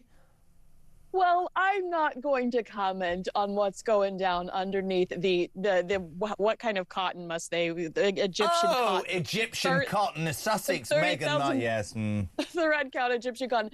But what I will say is, when I say I feel sorry for her, I'm embarrassed for her. This is just so embarrassing, and it looks like a parody, Jeremy. I think that this looked like a parody, like this is how the Real Housewives are supposed to live. But that's the point and the irony, and maybe you have a point when you say sorry, because it's so delusional. She thinks, she's this idiotic, and I know a little bit about television, she thinks that that's good television. She thinks that resonates with people. That, to me, smacks of how completely and utterly devoid of any real understanding you have of people. And actually, interestingly, when you look at royals and you talk, and I'm sure people have said this to you over the years, that they can sometimes come across as stuffy and privileged. And I think the royal family has changed in the last few years, and I think it needed to. But she wants nothing to do with them while slagging them off, and yet is more royal, in brackets, stuck up, pompous and up herself, than any royal that is a royal. Did you see the bit? Honestly, please don't call me Meghan Markle, call me Meghan Sussex. And then this sort of whimpering look at the camera where she went, it's just so wonderfully empowering to have the same name as one's children. Oh, you horribly odious woman, honestly. I don't know. I can't be doing Well, it. do you remember in Prince Harry's retelling and Meghan's retelling of the iciness of Prince William and Catherine, the Princess of Wales, how Meghan tries to lead us to believe in the original Netflix docuseries that they were cold to her because she was in blue jeans with holes in them and a t-shirt and barefoot when she met them. She was trying to convince us that she was the California casual cool girl, and they were stuck up and stuffy and rejected her. And then this is a woman that's wearing like stilettos in a kitchen that doesn't even belong to her. And goes and puts a cardigan on that's cashmere to pick mint. Let me tell you about Catherine. You know, you and me would agree with this till the cows come home. Kate Middleton is more real and more wonderfully switched on. Well, I am going to call her. I am going to call her the Duchess. I'm going to call her the Princess of Wales. Yeah. Because she has earned those stripes. Amazing. I'm not going to call Meghan Markle the Duchess of Sussex because she quit her job. Absolutely, and Kate's just class. To me, it's so contrived. I'm still angry. So contrived. I've never seen Rupert Bell angry. Rupert Bell is more placid, right, than I don't know, a bag of tissues. He was literally raging. I've wasted 8 hours of my life watching this rubbish. Unbelievable. Very quickly, how are things in America? Great, a bit of a spectacle last night when the president was doing his Congress. The Democrats, all very maturely, sat there with paddles going, liar, freak. Nancy Pelosi started crying, I noticed, during it all last night. Well, I'm sure that she needed some lubricant to do that. She's really old. I don't know what to say to that. Did you see that the man that That'll was be actually on Jimmy Kimmel, won't it? Nancy Pelosi needed lubricant because she's so old. Did you see? We actually had to eject somebody who stood up and started screaming. He actually got the boot. So it's such a sad reflection of where we are. I am going to trust the process. Zelensky has come back and said, "Hey, I'm ready to negotiate." This is the man that wrote The Art of the Deal. I am an equal opportunity hater when it comes to politics, but I'm really trying to trust the process right now. And Zelensky, and we're hearing that Russia is considering coming back to the table as well. So I'm just going to sit back and allow everything to happen the way it's supposed to. But it seemed pretty immature in my eyes to watch the Democrats have a meltdown and not just respect the process and respect the president. They couldn't even stand for that 13-year-old boy who survived cancer and went through everything he went to. I thought it was politics at its worst. Do you know what I love about you? I love the fact that you think I come on here to shock you. I just speak so honestly and openly with you, and your eyes are open. I can't believe you came here and we didn't manage to get dinner, and now you're back. Are you coming again soon? Yeah, I'll come again soon. Well, I'll see you soon. I really appreciate you being on, Kins. Thank you so much. Now get yourself to bed. You've been working too hard. Thank you. Take care, darling. 10 to 7. This is Talk Drive.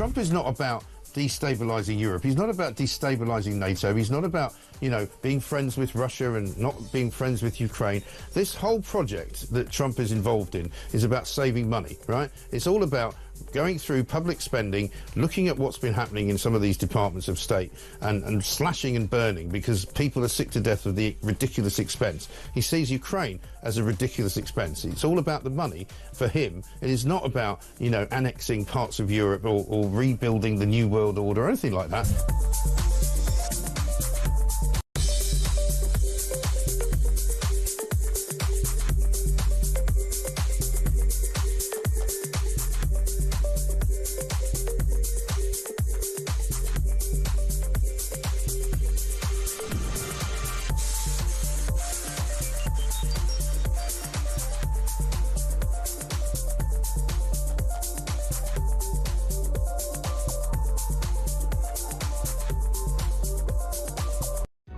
Across the UK, on DAB+, on your smart speaker, on your smart TV, and on your side. This is Talk. Talking about Kev O'Sullivan here from 7 with the Political Asylum.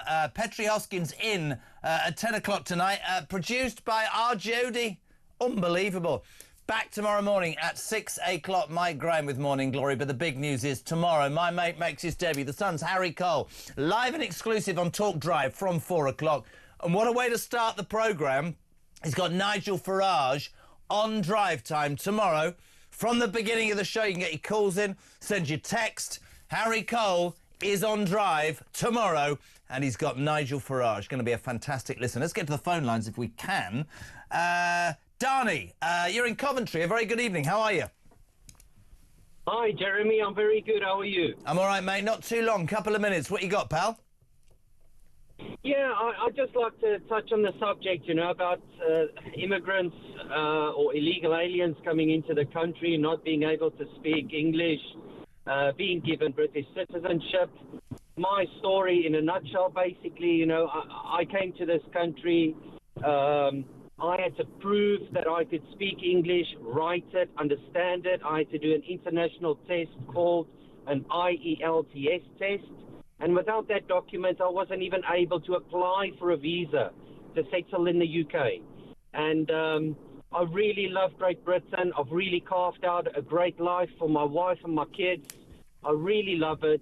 But I'm just starting to feel like I might need to look at immigrating again because what I'm putting in is not what I'm getting out anymore. Wow. And Darnie, can I just say, so pleased your call's on because you are exactly what I talk about every single day. I have this amazing Bangladeshi guy that picks me up in a taxi sometimes from the train station when I don't drive in. He's exactly the same. He's been here for 40 years. His dad brought him with his brothers. They're proud of being in Britain. They've worked, they've made a life for their families, and they have given something back. What frustrates so many people, and you are the polar opposite. It's fantastic. You come to this country, you prove your value, you work, you build a family, you follow our laws, you pay taxes, you respect this country, and you're proud. Nothing I want to hear anymore. And isn't it interesting that people like you and the guy that picks me up at night are more angry about how illegal migrants can behave, what they get given for what they put in, even more angry than people who didn't come into this country. I think that's a really interesting point because 10 years ago, Donnie, I couldn't have said what I'm saying on this station because people would have said, you can't say that about people that come to this country. Yes, I can, because this country's skint. I know. And it costs a lot of money to get here and to be where I am now. Just to give you an idea, it was about £4,500 in total before I became a British citizen. And, like you say, we work hard. We love the country. We love the culture. We adapt. We adhere to the laws. And it's just extremely frustrating that the government here cannot give the British people what they need, and especially that I come from a country that's let me down in such a big way, which is the main reason why I immigrated, and it's kind of like it's happening again.